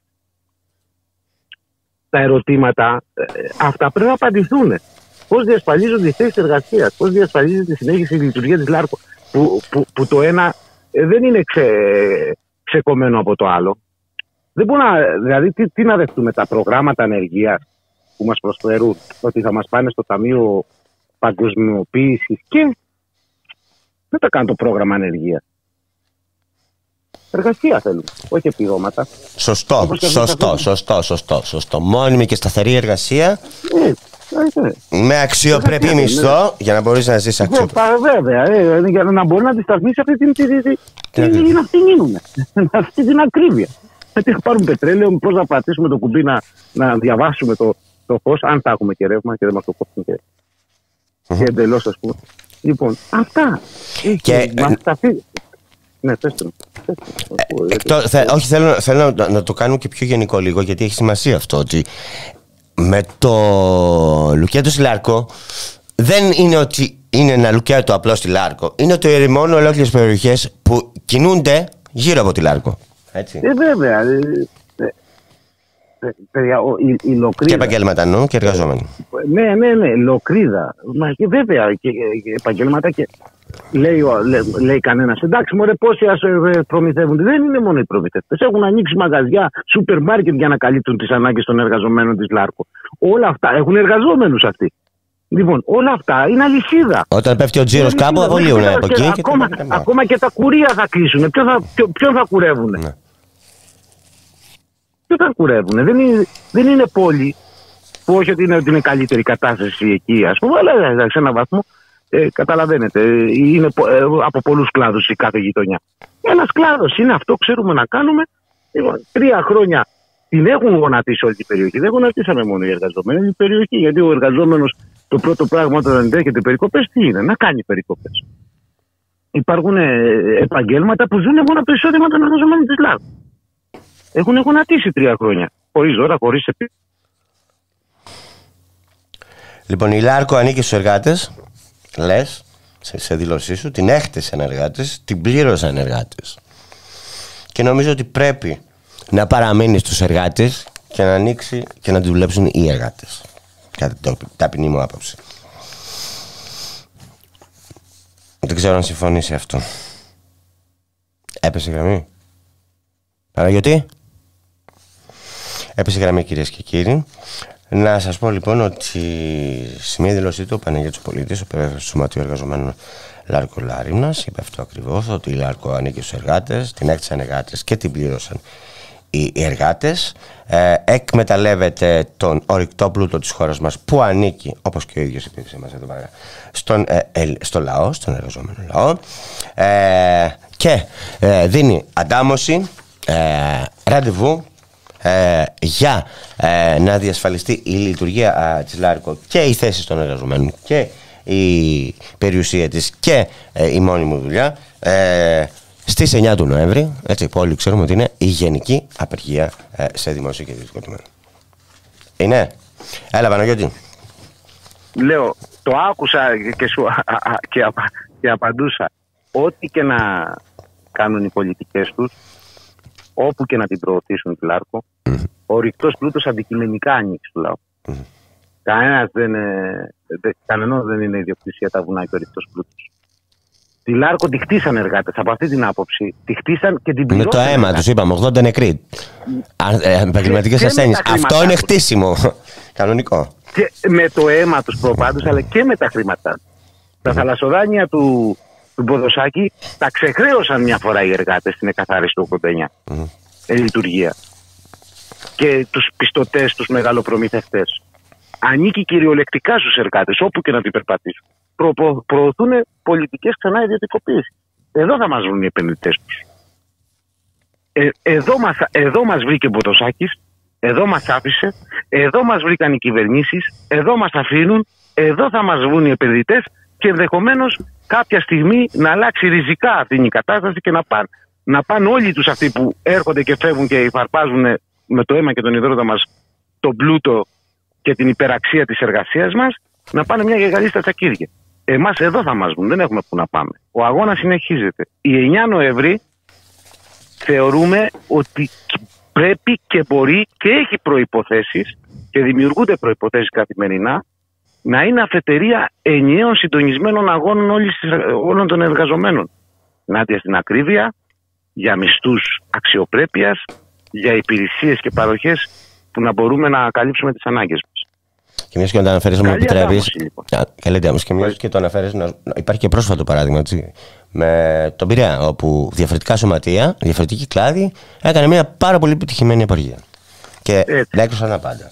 Από το Σωματείο Μετάλλου, οι ναυτεργάτες, οι λιμενεργάτες της Κόστα κλπ. Όλοι οι κλάδοι είναι συνδεμένοι ο ένας με τον άλλον και ενιαίος και συντονισμένος. Όταν συντονισμένα χτυπούν, ενιαία και συντονισμένα πρέπει να απαντάς. Και πραγματικά μπορεί να δημιουργηθούν συνθήκες αντεπίθεσης. Δηλαδή, αν οι ίδιοι εργαζόμενοι δεν μπούμε μπροστά, στη ΛΑΡΚΟ τραβάμε έναν αγώνα 3 χρόνια και η αλληλεγγύη που έχουμε δεχτεί πραγματικά είναι συγκινητική. Είναι πέρα από τη συγκίνηση, είναι ουσιαστική. Μας σηκώνει όρθιους πολλές φορές που όταν τραβάς 3 χρόνια, ας πούμε, κουράζεσαι, κάνεις ράνι, όπως η συναυλία που πραγματοποιήθηκε πριν 15 μέρες, ας πούμε, στο χώρο μας, και τα λοιπά. Αυτή είναι η δύναμη των εργαζομένων. Η αλληλεγγύη και ο συντονισμένος αγώνας. Και φαίνεται και στη Μαλαματίνα, το μην ξεχνάμε. Στη Μαλαματίνα είναι δεκάδες χώροι δουλειάς. Πετρέλαια καβάλας, υπάσματα καβάλας, εκεί τα παιδιά. Ελληνικός χρυσός. Ελντοράντο, ναι. Με τους απολυμμένους που είναι δίκαιο να επαναπροσληφθούν από την ελληνικός χρυσός. Τα έχουμε ζήσει αυτά εδώ στη ΛΑΡΚΟ με τις εργολαβίες. Φεύγαν εργολάβοι και τα ζούμε τώρα. Δηλαδή, πού θα πάει αυτή η κατάσταση. Ελληνικός χρυσός, σου λέει, σωστά το είπε. Και αυτοί που το παράγουν, Αυτοί που το παράγουν, μιας και αναφέρεσαι εκεί πάνω στα μεταλλεία, δέχονται χοντρό εμπεγμό και από την κυβέρνηση και από την ελληνική εξωσώση και από την εργολαβική. Έτσι είναι, μα έτσι είναι οι επενδύσεις και οι ιδιωτικοποιήσεις. Αυτά δεν είμαστε ενάντια στις ιδιωτικοποιήσεις απλά θεωρητικά. Ξέρουμε τα αποτελέσματα. Όχι ότι συμφωνούμε με την κρατική λειτουργία όπως είχε μέχρι σήμερα. Έπρεπε να αλλάξει ριζικά, ας πούμε, αλλά όχι να πάει στις ιδιωτικοποιήσεις. Να αλλάξει ριζικά προς όφελος του λαού. Όλα να σχεδιαστούν και να παράγονται, δηλαδή η εργασία, η παραγωγή, να αξιοποιείται προς όφελος του λαού. Αυτή είναι η μόνη λύση. Δεν υπάρχει άλλη. Όχι, είναι σωστό αυτό που λες, γιατί όταν υπάρχουν έσοδα για το κράτος, δημιουργούνται και θέσεις εργασίας. Μην κοροϊδευόμαστε. Βέβαια, οι θέσεις εργασίας τα γεμίζουν τα κρατικά ταμεία. Θα πάρουμε σύνταξη. Πού θα πάμε, δηλαδή τα πόσα θα μας πάνε τη σύνταξη. Στο πόσο. Θες τώρα να σου απαντήσω αυτό? Δεν βλέπεις τι γίνεται? Ξεπουλάνε το μετοχικό ταμείο πολιτικών υπαλλήλων που είναι με τα χρυσά αυγά. Δηλαδή χρήματα των ίδιων των εργαζομένων πάνε να τα πράξουν. Και είναι τεράστια. Τα μαζέψαμε με κόπο, με αγώνες, με αίμα και τα κάνουν σκόνη μέσα σε μια βραδιά. Έτσι και στην Άρκο, σε μια βραδιά ήταν. Πριν 6 μήνες πριν ξεκινήσει η εκαθάριση, συζητάγανε για business plan, για αύξηση της παραγωγής, για τέτοιο, ήρθε η νέα διοίκηση της νέας κυβέρνησης εδώ, έχει προοπτική να δώσουμε βαπ σε μια νύχτα. Σε μια νύχτα. Νομίζαν ότι θα μας πιάσουν στον ύπνο. Νομίζαν ότι επειδή έχουν ψηφοφόρους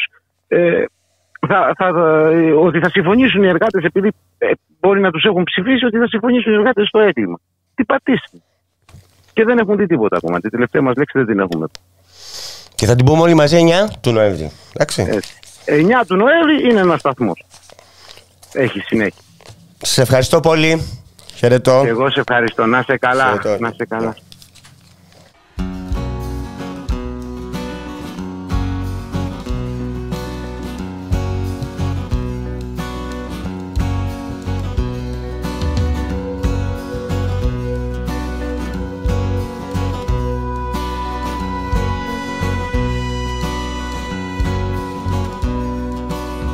Πάνω στα λιτά σου τα μαλλιά φωλιάζουν λαμπυρίβες.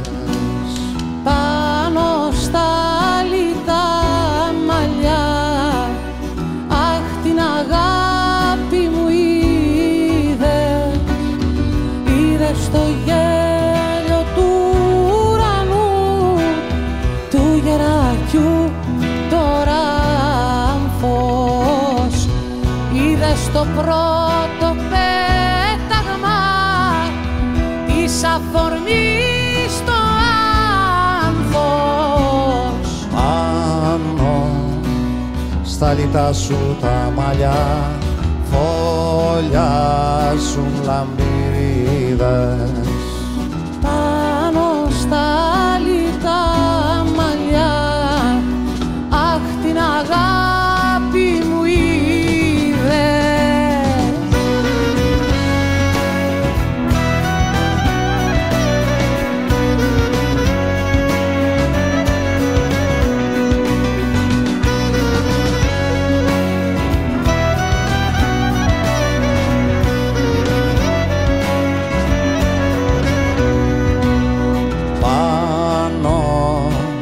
στο λευκό σου το λαιμό πέφτει πυκνό το χιόνι. Πάνω στο λευκό λαιμό χέρι ζεστό ζυγώνει. Φέρνει τα 5 δάχτυλα, φέρνει τα 10 χάδια, φέρνει και σώμα δίστροπο που μάθε στα σκοτάδια. Πάνω στο λευκό σου το λαιμό πέφτει πυκνό το χιόνι.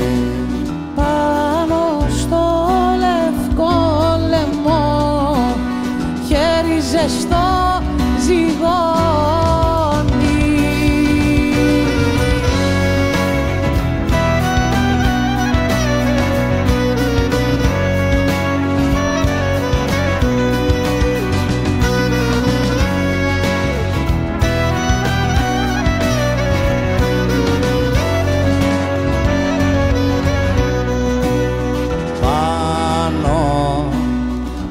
σταματοκλάδα σου ζει στήλη της ξεχασμένος.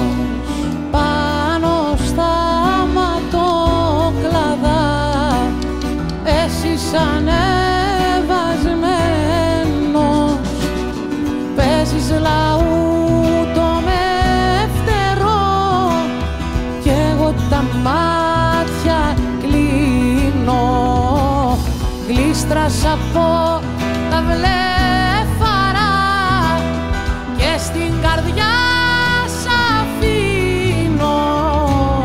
Πάνω σταματοκλάδα σου ζει στήλη της ξεχασμένος.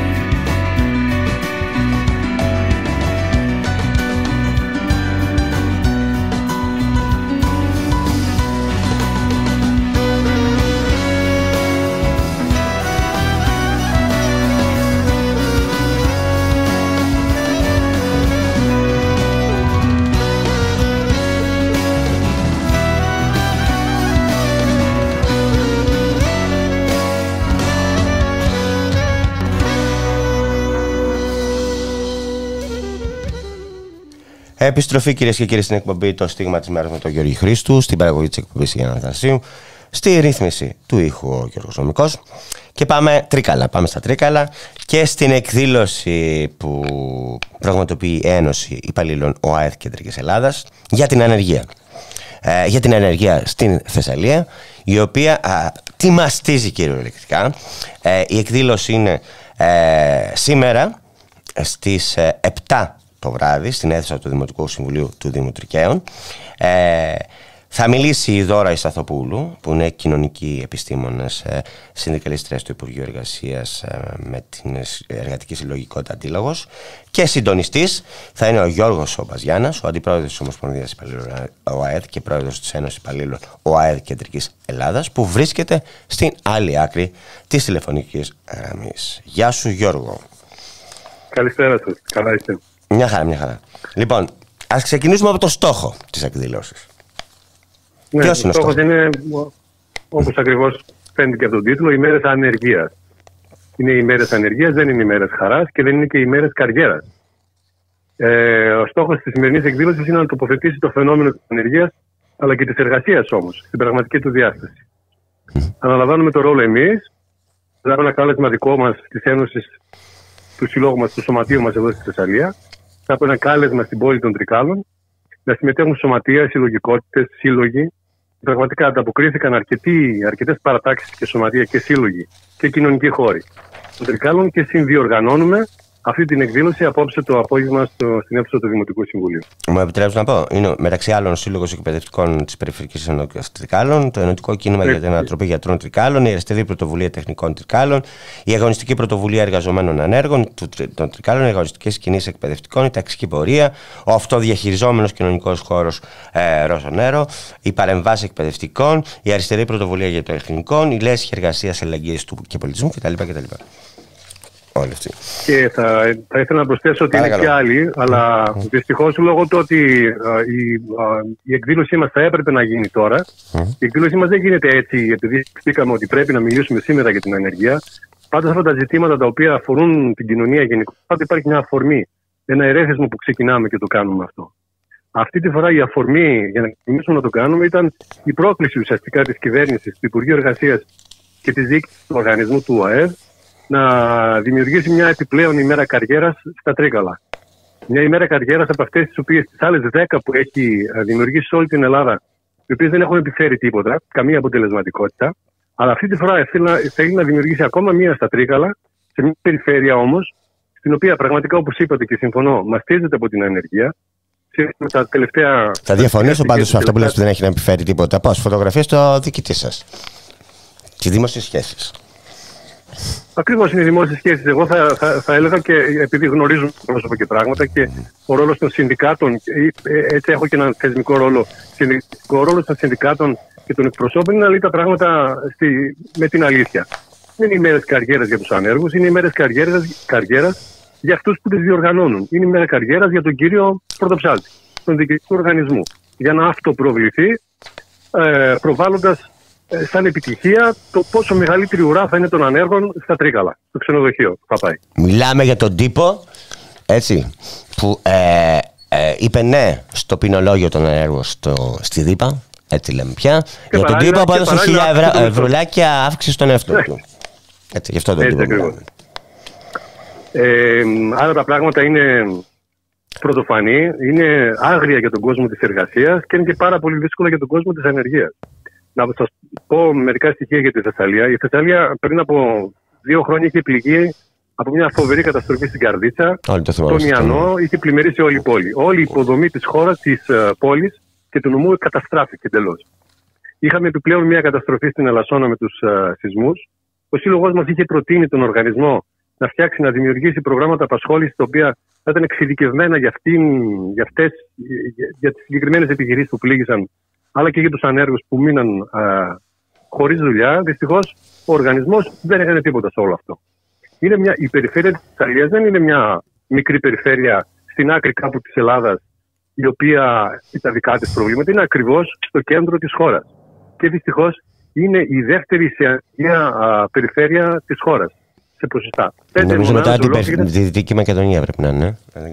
Ακριβώς, ναι. Είμαστε 5 μονάδες ακριβώς πάνω από το μέσο όρο της χώρας και 10 μονάδες από την περιφέρεια με τα χαμηλότερα ποσοστά, το νότιο Αιγαίο. Αν το σκεφτούμε καλά, εάν θέλουμε να φτιάξουμε μια χώρα η οποία να ευημερεί για τους πολίτες της, δεν μπορεί το κέντρο της Ελλάδας να είναι από τα φτωχότερα μέρη της χώρας, όπως καταλαβαίνετε. Τι αναπτυξιακή διαδικασία είναι αυτή. Γι' αυτό μιλάμε για 60.000 εγγεγραμμένους ανέργους στη Θεσσαλία τώρα. Έτσι ακριβώς. Να σας πω και ένα άλλο στοιχείο. Παρακαλώ. Δυστυχώς στις 5 πόλεις με τον υψηλότερο αριθμό ανέργων, πρώτη είναι ο Δήμος Αθηναίων, όπως αντιλαμβάνεστε, και ο Δήμος Θεσσαλονίκης. Στις 5 πρώτες πόλεις της Ελλάδας βρίσκονται 2 πόλεις της Θεσσαλίας. Η Λάρισα και ο Βόλος, με τον μεγαλύτερο αριθμό ανέργων. Όπως καταλαβαίνουμε, το πρόβλημα πραγματικά είναι δύσκολο, και να σας πω και κάποια άλλα στοιχεία για την ανεργία της Θεσσαλίας. Είναι μια δύσκολη ανεργία η δικιά μας εδώ. Βασικά τα δύο, όπως και σε όλη την Ελλάδα, οι 2 στους 3 ανέργους είναι γυναίκες, το γνωρίζουμε αυτό, αλλά εμείς έχουμε και ένα επιπλέον χαρακτηριστικό. Οι μακροχρόνια άνεργοι που είναι πάνω από 55 χρονών, δηλαδή αυτή η ηλικιακή κατηγορία η οποία δυστυχώς είναι εκτός αγοράς εργασίας και δύσκολα θα μπορεί να επανέλθει, γιατί οι επιχειρήσεις δεν ζητούν πλέον αυτή την ηλικία. Και δύσκολα να συνταξιδοτηθεί, γιατί παίζει και αυτό ρόλο. Έτσι ακριβώς. Σε όλες τις πόλεις μας, με τα στοιχεία που έχουμε, το ποσοστό ανεργίας σε αυτή την ηλικιακή κατηγορία είναι πάνω από 20%. Και δυστυχώς ο Οργανισμός Απασχόλησης τα τελευταία 3 χρόνια διαφημίζει ένα πρόγραμμα με μεγάλη επιτυχία, όπως το λέει, το οποίο είναι πραγματικά για την ηλικιακή κατηγορία αυτή, αλλά δεν αφορά τον ιδιωτικό τομέα. Αφορά μόνο να προσληφθούν οι συγκεκριμένοι άνεργοι στο δημόσιο τομέα και στους οργανισμούς τοπικής αυτοδιοίκησης. Όπως αντιλαμβάνεστε, δεν υπάρχει μεγάλη δυνατότητα να απορροφήσει ο δημόσιος τομέας και οι οργανισμοί τοπικής αυτοδιοίκησης. Ο ιδιωτικός τομέας θα έπρεπε να το κάνει αυτό. Αλλά ουσιαστικά δεν έχει κανένα πρόγραμμα απασχόλησης για αυτή τη δύσκολη ομάδα. Μιλάς τώρα για τη κοινοφελή εργασία και τέτοια πράγματα. Η κοινοφιλή εργασία είναι ένα άλλο πρόγραμμα το οποίο θα μπορούσε να ήταν ένα καλό εργαλείο για όλες τις κυβερνήσεις, αλλά δυστυχώς από τη στιγμή που εφαρμόζεται μόνο για 8 μήνες είναι ουσιαστικά ένα πρόγραμμα ανακύκλωσης της ανεργίας. Να πάμε λίγο στον διοικητή. Σε αυτόν τον άνθρωπο ο οποίος είπαμε έδωσε 1.000 ευρουλάκια στον εαυτό του αύξηση και είπε ναι στο ποινολόγιο των ανέργων. Και ήθελα να μου κάνεις ένα σχόλιο γι' αυτό, γιατί η κυβέρνηση αυτό που προσπαθεί να κάνει είναι να πει στους ανέργους ότι αυτοί φταίνε για την ανεργία τους. Ακριβώς. Είναι γνωστά αυτά εδώ και όλο από το καλοκαίρι και μετά, που χαρακτηρίζουν τους ανέργους ως τεμπέληδες. δεν έχουν δεξιότητες, το καινούργιο αυτό. Άρα θα πρέπει να καταρτιστούν 500.000 Έλληνες και εργαζόμενοι και άνεργοι σε ψηφιακές και πράσινες δεξιότητες, μια που είναι τεμπέληδες. Έτσι να οικονομήσουν και τα κέντρα και τη Δήμη και διάφοροι τέτοιοι οργανισμοί. 500.000 άνεργοι. Αυτή τη στιγμή διάβασα ότι ξεκινάει να εφαρμόζεται, να υλοποιείται ένα πρόγραμμα κατάρτισης 150.000 εργαζόμενων σε ψηφιακές και πράσινες ειδικότητες. Δηλαδή ανήκουν στα πράγματα. Είναι τεμπέληδες. Είναι και επιδοματικές. Έτσι τους αρέσουν να παίρνουν τα επιδόματα, βγάζουν την κάρτα ενεργείας μόνο και μόνο γι' αυτό, αλλά ο διοικητής πήρε το δικό του, τη δικιά του την αύξηση, όχι ως επίδομος, κανονικό μισθό. 1.000 ευρώ. Φτιάχνει την καριέρα του πάνω στις πλάτες των ανέργων, αυτό θα πρέπει να το ξαναπώ. Την κομματική, την πολιτική καριέρα.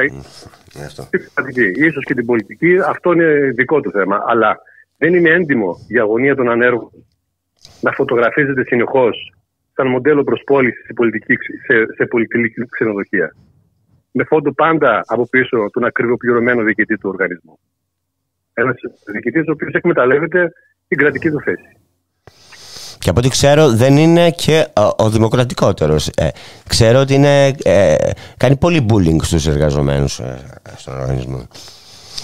Έχει βγει μια καταγγελία του οργανισμού μας, της Ομοσπονδίας μας πριν από μια εβδομάδα για bullying του οργανισμού. Γνωρίζουμε και άλλες περιπτώσεις ανά την Ελλάδα. Δεν είναι μόνο αυτό που καταγγέλθηκε. Υπάρχουν παντού ανάλογες περιπτώσεις σε όλες τις περιφέρειες και στη δικιά μας την περιφέρεια και στη Θεσσαλία τέτοιες καταγγελίες. Και δεν είναι μόνο αυτό. Υπάρχει μια γενικευμένη αναξιοκρατία, γενικευμένη τοποθέτηση δικών τους σε όλες τις θέσεις των προϊσταμένων ή θέσεις ευθύνης την τελευταία διετία, η οποία δεν έχει ξαναγίνει. Εγώ τουλάχιστον που είμαι 20 χρόνια στον οργανισμό δεν το έχω ξαναδεί αυτό το πράγμα. Δεν συμβαίνει. Είναι οι μέρες καριέρας αυτές στη διοίκηση. Είναι οι μέρες της καριέρας της διοίκησης αυτές και των ημετέρων εκεί πέρα. Θεωρείς ότι η ενεργεία είναι μια βία? Δεν σας άκουσα. Η ενεργεία. Θεωρείς ότι η ενεργεία είναι μια βία? Είναι μια μορφή βίας? Ακριβώς. Όλες οι μελέτες. Τώρα τελευταία νομίζω κάπου είχα διαβάσει και κυκλοφορήθηκε πάρα πολύ και στο διαδίκτυο μια μελέτη ενός μη κυβερνητικού οργανισμού, αν θυμάμαι καλά, Princess Trust, κάπως έτσι. Η οποία αυτός ο κυβερνητικός οργανισμός εξειδικεύεται σε θέματα απασχόλησης νέων και μιλάει με συγκεκριμένα στοιχεία. Ένας στους 2 ανέργους νέους υποφέρει από κατάθλιψη αυτή τη στιγμή. Κρίση πανικού, άρα και διαταραχές ύπνου. Εξαιτίας της ανεργίας όλα αυτά. Από τους 6 νέους, ένας στους 6 νέους επίσης θεωρεί ότι η ανεργία είναι στρεσογόνο ερέθισμα, παρόμοιο με το αν θα προέκειται μια διάλυση της φυγής. Και ένας στους 8 νέους βλέπει το βράδυ εφιάλτες. Εάν αυτό δεν είναι βία, ένα σημαντικό σημάδι την κοινωνία μας δεν βαδίζει προς Συγγνώμη, ένα σημαντικό σημάδι, είπες, επικοινωνίας δεν βαδίζει? Αν η κοινωνία δεν βαδίζει προς λάθος δρόμους. Οι δε μακροχρόνια άνεργοι, αυτοί που είναι περισσότερο από 1 χρόνο, έχουν διπλάσιες πιθανότητες σε σχέση με τους μεγαλύτερους ηλικίας ανέργους να προκαλέσουν σκόπιμη βλάβη στον εαυτό τους, λόγω της επιδείνωσης της ψυχολογικής τους κατάστασης. Ναι, γιατί η εργασία είναι κοινωνικοποίηση, έτσι, να μην ξεχνιόμαστε. Έτσι ακριβώς. Και δημιουργία είναι. Ακριβώς. Όποιος δεν έχει βιώσει την ανεργία δεν μπορεί να αντιληφθεί τι βιώνουν οι άνεργοι. Και αν ο άνεργος είναι και νέος, είναι ακόμα χειρότερο, γιατί η ανεργία νέων δεν είναι μια κατάσταση η οποία συμβαίνει μόνο τώρα, δεν είναι μια παροδική κατάσταση, είναι μια κατάσταση η οποία υπάρχει πολύ μεγάλος κίνδυνος να μετεξελιχθεί σε μακροχρόνια ανεργία. Και με σοβαρές επιπτώσεις στην οικονομική κατάσταση της χώρας, στη διαιώνιση δηλαδή της φτώχειας. Φαντάζεστε, ο άνεργος είναι φτωχός, όπως αντιλαμβάνεστε. Όχι απλώς διαιώνιση και διεύρυνση μέσα στην κοινωνία της φτώχειας. Ναι, έτσι ακριβώς. Λοιπόν, Γιώργο, σας ευχαριστώ πάρα πολύ. Δεν ξέρω αν θέλεις να προσθέσεις κάτι. Όχι, σας ευχαριστώ. Θεωρούμε ότι, το ξαναλέω πάλι, ο ρόλος ο δικός των συνδικάτων είναι να δίνουμε ερεθίσματα στην κοινωνία, να μπορεί η κοινωνία να συζητάει για θέματα που πραγματικά την ενδιαφέρουν. Γιατί το θέμα της ανεργίας και στις συζητήσεις που έχω κάνει με πάρα πολύ κόσμο λόγω της εκδήλωσης αυτής είναι ότι τελευταία, εδώ και 5-6 μήνες δεν προβάλλεται. Έχει ουσιαστικά στις δημοσκοπήσεις δεν φαίνεται καθόλου, δεν υπάρχει ούτε καν σαν ερώτημα. Υπάρχει μια προσπάθεια επικάλυψης γενικά και στοιχείων της ανεργίας, αλλά και μια προσπάθεια οριοποίησης γενικά των που έχει η κυβέρνηση για να αντιμετωπίσει την ανεργία. Και μια από αυτές τις προσπάθειες είναι οι μέρες καριέρας, όπως αντιλαμβάνεστε. Φώτα, δημοσιότητα, χαρούμενοι άνεργοι, βιογραφικά, πεισμένες επιχειρήσεις και καφέ δωρεάν και πρόσβαση στα ξενοδοχεία. Γνώμη μου, αυτή η κυβέρνηση θέλει την ανεργία, θέλει τις ελαστικές σχέσεις εργασίας, θέλει τη ΔΥΠΑ έτσι όπως την έχει καταντήσει, γιατί με αυτόν τον τρόπο μπορεί να στέλνει εργαζόμενους, φτηνό εργατικό δυναμικό στους ιδιώτες, στον ιδιωτικό τομέα, στην εργοδοσία, και όταν υπάρχει φθηνό εργατικό δυναμικό, χαμηλή μισθή δηλαδή, πέφτει αυτόματα και ο κατώτατος εθνικός μισθός, νομίζω. Συμπιέζεται προς τα κάτω όλη μισθή εννοώ. Έτσι ακριβώς. Έχετε απόλυτο δίκιο. Η κυβέρνηση αυτή, αναλύοντας τα στοιχεία της ανεργίας και τις πολιτικές της κυβέρνησης για την αντιμετώπιση της ανεργίας, αντιλαμβανόμαστε ότι η κυβέρνηση πραγματικά, το είπατε, έχετε απόλυτο δίκιο, θέλει την ανεργία. Και την θέλει σε υψηλά επίπεδα. Ναι. Και την κρύβει, έτσι. Και την πραγματική ανεργία την κρύβει. Γιατί ξέρει ότι αν αποκολουθεί η πραγματική ανεργία και αν έχει πλησιάσει κάπου στο 30%, ξέρει τι γίνεται τότε. Κοινωνική έκρηξη, να μην ξεχνιόμαστε. Έτσι ακριβώς, έτσι ακριβώς. Λοιπόν, σε ευχαριστώ πολύ, Γιώργο. Σε χαιρετώ. Και εγώ, να είστε καλά. Ευχαριστώ.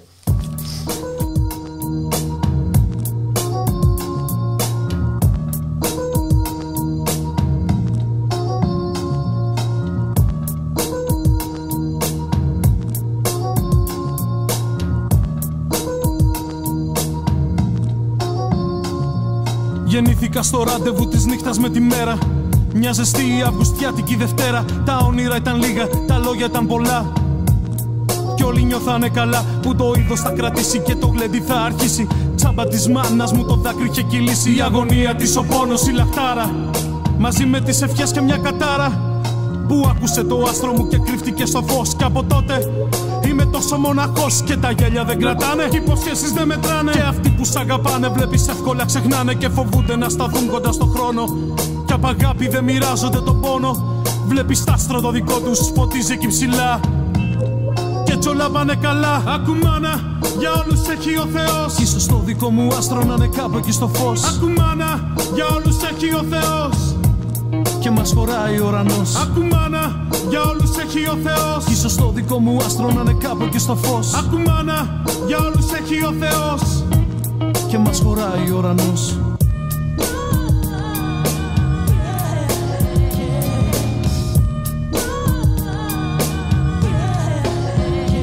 Γι' αυτό κι εγώ γυρνά στο φως και τραγουδάω.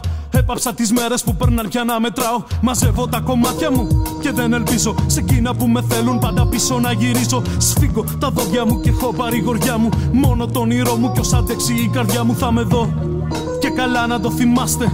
Κι αφού δεν σέβεστε θα με φοβάστε. Γιατί εγώ ζω μόνο ότι αγαπώ. Φυλάω το ψέμα μου σε εσάς μόνο να πω. Σ' όλους εσάς με το άστρο και ψηλά. Που δεν νιώθετε καλά γιατί όλα γύρω σας αλλάζουν. Ενώ οι μέρες που περνάνε σας τρομάζουν. Μα εγώ μακριά πετάω τώρα τις ευχές. Δεν θα ξαναζήσω ποτέ με εγώ το χθες. Γιατί μάνα τα βρήκα όλα μπροστά μου. Ο πόνος μου ζωή και διάλειμμα η χαρά μου. Πάντα μάζευα ότι έμενε απ' τη στάχτη. Μα η τύχη με έχει άχτη. Ακού μάνα, για όλους έχει ο Θεός. Κι ίσως το δικό μου άστρο να είναι κάπου εκεί στο φως. Ακού μάνα, για όλους έχει ο Θεός. Και μας χωράει ο ουρανός. Ακού μάνα, για όλους έχει ο Θεός. Κι ίσως το δικό μου άστρο να είναι κάπου εκεί στο φως. Ακού μάνα, για όλους έχει ο Θεός. Και μας χωράει ο ουρανός.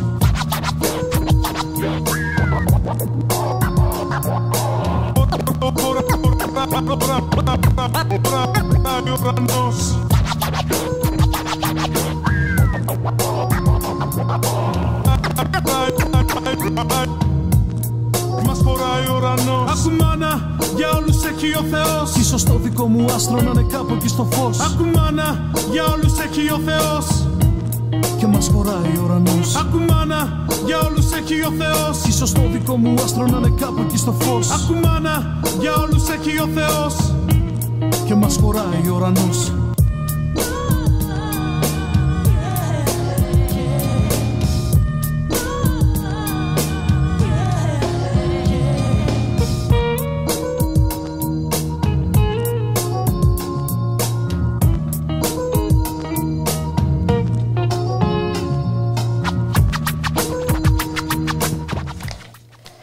Επιστροφή, κυρίες και κύριοι, στην εκπομπή Το Στίγμα της Μέρας με τον Γιώργη Χρήστου.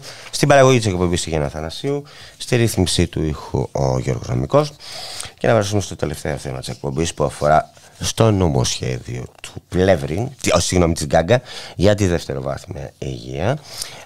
Θα μιλήσουμε γι' αυτό με τον ταμεία της ΟΕΝΓΕ, τον Γιάννη τον Γαλανόπουλο.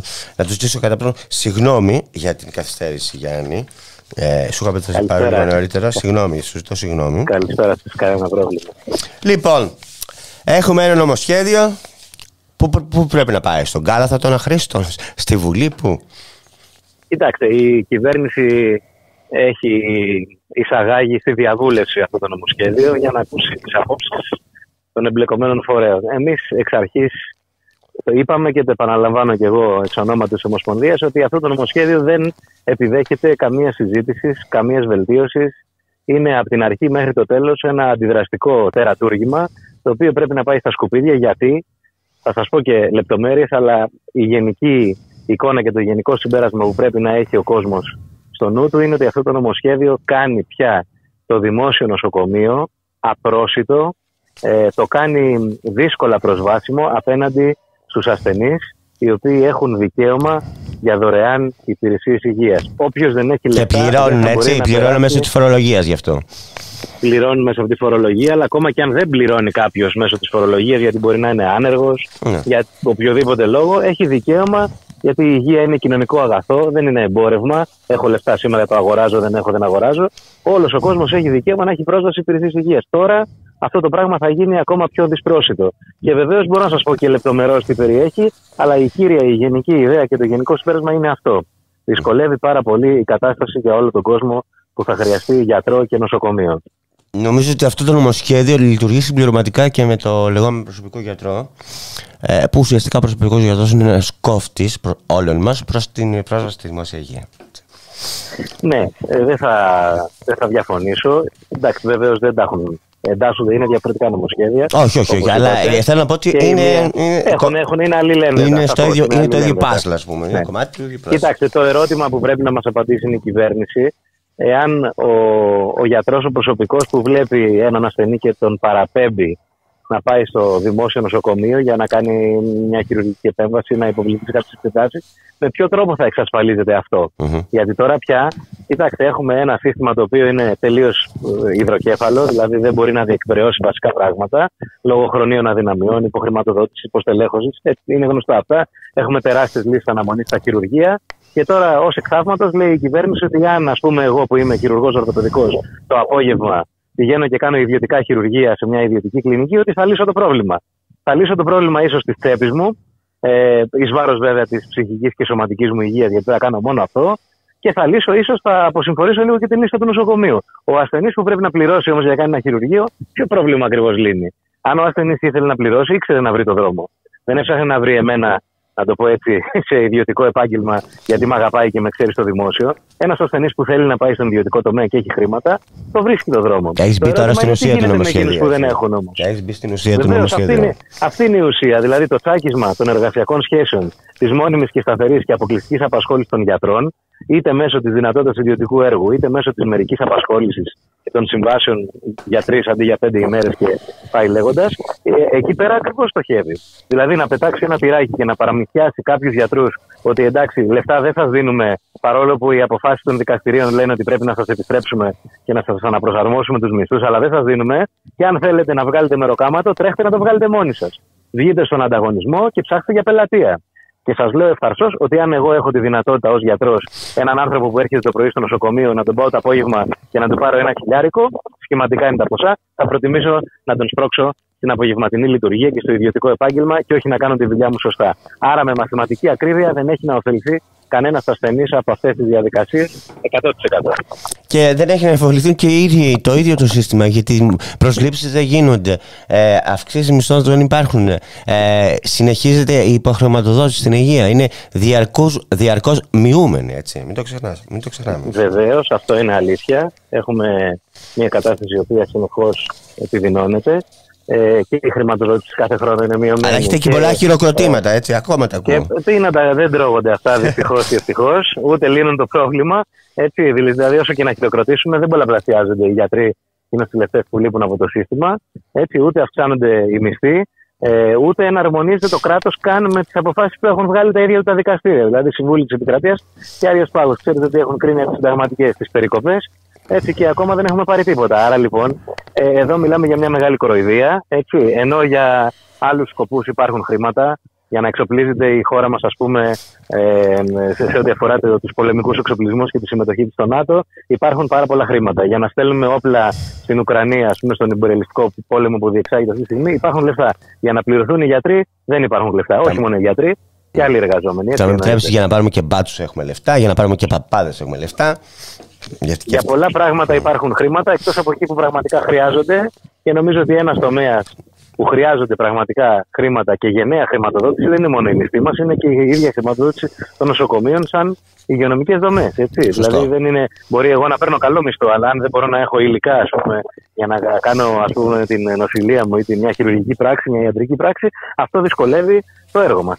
Αν δεν έχω προσωπικό, το οποίο προσωπικό απαιτεί χρήματα για να πληρωθεί, για να ανοίξουν χειρουργικές αίθουσες, να διεκπεραιώνονται γρήγορα τα χειρουργεία, πάλι έχουμε ένα πολύ μεγάλο πρόβλημα. Έτσι. Και σύγχρονα κτίρια με σύγχρονο εξοπλισμό, έτσι, όχι και κτίρια τα οποία παραπέμπουν. Σε γενικές γραμμές έχουμε καλά κτίρια, έχουμε καλό εξοπλισμό, έχουμε καλή ξενοδοχειακή υποδομή και σε πολλές περιπτώσεις έχουμε και υλικοτεχνική υποδομή καλή. Αλλά αυτά, όπως ξέρετε, δεν δουλεύουν μόνα τους, ούτε στον αυτόματο πιλότο. Χρειάζεται προσωπικό για να τα δουλέψει όλα αυτά. Σωστά, να το καταλάβει αυτό ο κόσμος. Το ότι πάει ο Πλεύρης και εγκαινιάζει κάτι δεν σημαίνει ότι θα λειτουργήσει. Θέλει προσωπικό για να λειτουργήσει αυτό. Κοιτάξτε, οτιδήποτε σήμερα εγκαινιάζεται είναι η συντριπτική πλειοψηφία από δωρεές που δίνουν κάποιοι για τους δικούς τους λόγους. Δεν το σχολιάζω αυτό. Ο καθένας σας κάνει τι θέλει σε αυτό το επίπεδο. Αλλά οπωσδήποτε όλες αυτές οι υποδομές δεν μπορούν να λειτουργήσουν χωρίς προσωπικό. Και μέχρι στιγμής δεν έχουμε φτάσει να μας κάνουν οι εφοπλιστές δωρεά και το προσωπικό. Άρα θα πρέπει να το πάρει το κράτος. Έτσι, για να λειτουργήσει τα καινούργια ΤΕΠ του γεννήματά, να λειτουργήσει τα καινούργια μηχανήματα που παίρνει σε άλλα νοσοκομεία, εκεί που κόβουν κορδέλες δηλαδή. Έτσι, οι κορδέλες, εντάξει, και τα ψαλίδια, ωραία είναι για να βγάλουμε φωτογραφίες, αλλά η επόμενη μέρα ποια είναι. Έτσι, όταν ο άλλος παίρνει να κλείσει ραντεβού στα εξωτερικά ιατρεία και έχει 4 μήνες αναμονή για ένα ραντεβού, τι συζητάμε τώρα, είναι ή δεν είναι δώρο στον ιδιωτικό τομέα? Ή όταν οι λίστες, ας πούμε, για χειρουργείο, για τακτική χειρουργική που μας φτάνουν το 1,5 και τα 2 χρόνια σε κάποιες περιπτώσεις. Δεν απελπίζεται ο κόσμος, δεν αγαναχτεί, και όποιος έχει μια μικρή δυνατότητα ή ψάχνει και βρίσκει και πηγαίνει και πληρώνει ιδιωτικά. Άρα εδώ δεν είναι μια κατάσταση που μας ξέφυγε, είναι στρατηγική κατεύθυνση και πολιτική επιλογή να ζημιώνεται ο δημόσιος τομέας και να απαξιώνεται, για να μπορεί να υπάρχει ο ιδιωτικός τομέας και να βγάζει λεφτά. Και με αυτό το νομοσχέδιο αυτή η κατάσταση θα χειροτερέψει προς αυτή την κατεύθυνση. Κοίταξε, αυτό που θα το παίρνω επάνω μου. Κατά τη γνώμη μου, είναι μια κυβέρνηση εγκληματιών που δεν υπολογίζει τίποτα. Μιας και μιλάμε για ενήλικους, δημιουργεί πελάτες για το απόγευμα που λέω εσύ, αλλά και πελατάκια για τον ιδιωτικό τομέα. Και αναφέρομαι στο Αγία Σοφία τώρα, στη λίστα αναμονής του Αγίου Σοφία. Δεν υπολογίζει τίποτα.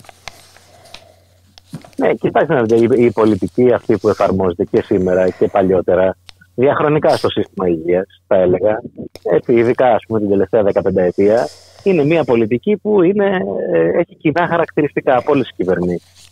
Δεν ξέρω αν είναι αυτοί οι ίδιοι εγκληματίες, πάντως οι πολιτικές είναι εγκληματικές, γιατί όταν ας πούμε περιμένουν 3.000 παιδιά για μια τακτική χειρουργική επέμβαση, έτσι, για ένα πολύ απρόβλεπτο, δηλαδή ένα παιδί που θέλει να κάνει κρεατάκια και αμυγδαλές, να περιμένει πόσο καιρό, ας πούμε, που δεν μπορεί να πάρει ανάσα και να κοιμηθεί σαν παιδάκι ή δεν μπορεί να παρακολουθήσει στο σχολείο του γιατί δεν αναπνέει καλά και δεν οξυγονώνεται ο εγκέφαλος. Πόσο δηλαδή αυτό το πράγμα να πρέπει να περιμένει κανείς?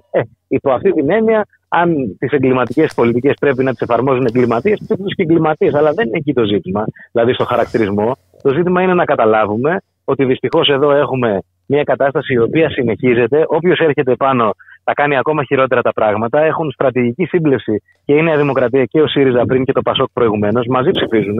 Έτσι, μια μεγάλη, δηλαδή 50% των νομοσχεδίων έχουν την κοινή υπογραφή και των τριών. Και το τρίτο μνημόνιο. Και το τρίτο μνημόνιο. Και το τρίτο μνημόνιο, φυσικά. Άρα λοιπόν, εδώ πέρα ο καθένας πρέπει να αναλαμβάνει και τις πολιτικές του επιλογές. Και τέλος πάντων, για να τις αναλάβει κάποιες πολιτικές επιλογές, πρέπει ο λαός και οι πολίτες να έχουν καταλάβει και τι γίνεται. Λοιπόν, εμείς τους λέμε ως νοσοκομιακοί γιατροί ότι αυτό το πράγμα είναι μια εγκληματική κατάσταση, μια πολιτική που έχει συνέχεια από κυβέρνηση σε κυβέρνηση. Είναι μια σκυταλοδρομία αντιλαϊκή που όποιος δίνει τη σκυτάλη στον επόμενο τρέχει και πιο πολύ και γράφει περισσότερο το κοντέρ, και πρέπει κάπου να μπει ένα φρένο και πρέπει να αντιδράσει ο κόσμος. Και με την ευκαιρία που μου δίνει η σημερινή μας κουβέντα, να πω ότι στις 9 Νοέμβρη έχουμε την πανελλαδική πανεργατική απεργία σε δημόσιο ιδιωτικό τομέα, και εμείς μαζικά και όλοι οι νοσοκομιακοί γιατροί και το προσωπικό των νοσοκομείων θα δώσουμε το παρόν αγωνιστικά, γιατί εκτός βέβαια από τα προβλήματα της υγείας έχουμε τα γενικότερα ζητήματα με το εισόδημα, την ακρίβεια, έτσι όλα αυτά τα θέματα που αντιμετωπίζει όλος ο λαός. Θέλω να πω κάτι για την Ομοσπονδία σας, γιατί είναι από τις λίγες ομοσπονδίες που, ναι, στα αιτήματά σας λέγατε πάντα για προσλήψεις στην υγεία κτλ. Αλλά λέγατε και για μέτρα προστασίας στους χώρους δουλειάς. Λέγατε για τα σχολεία, μέτρα προστασίας για τα σχολεία κτλ. Θέλω να το πω αυτό.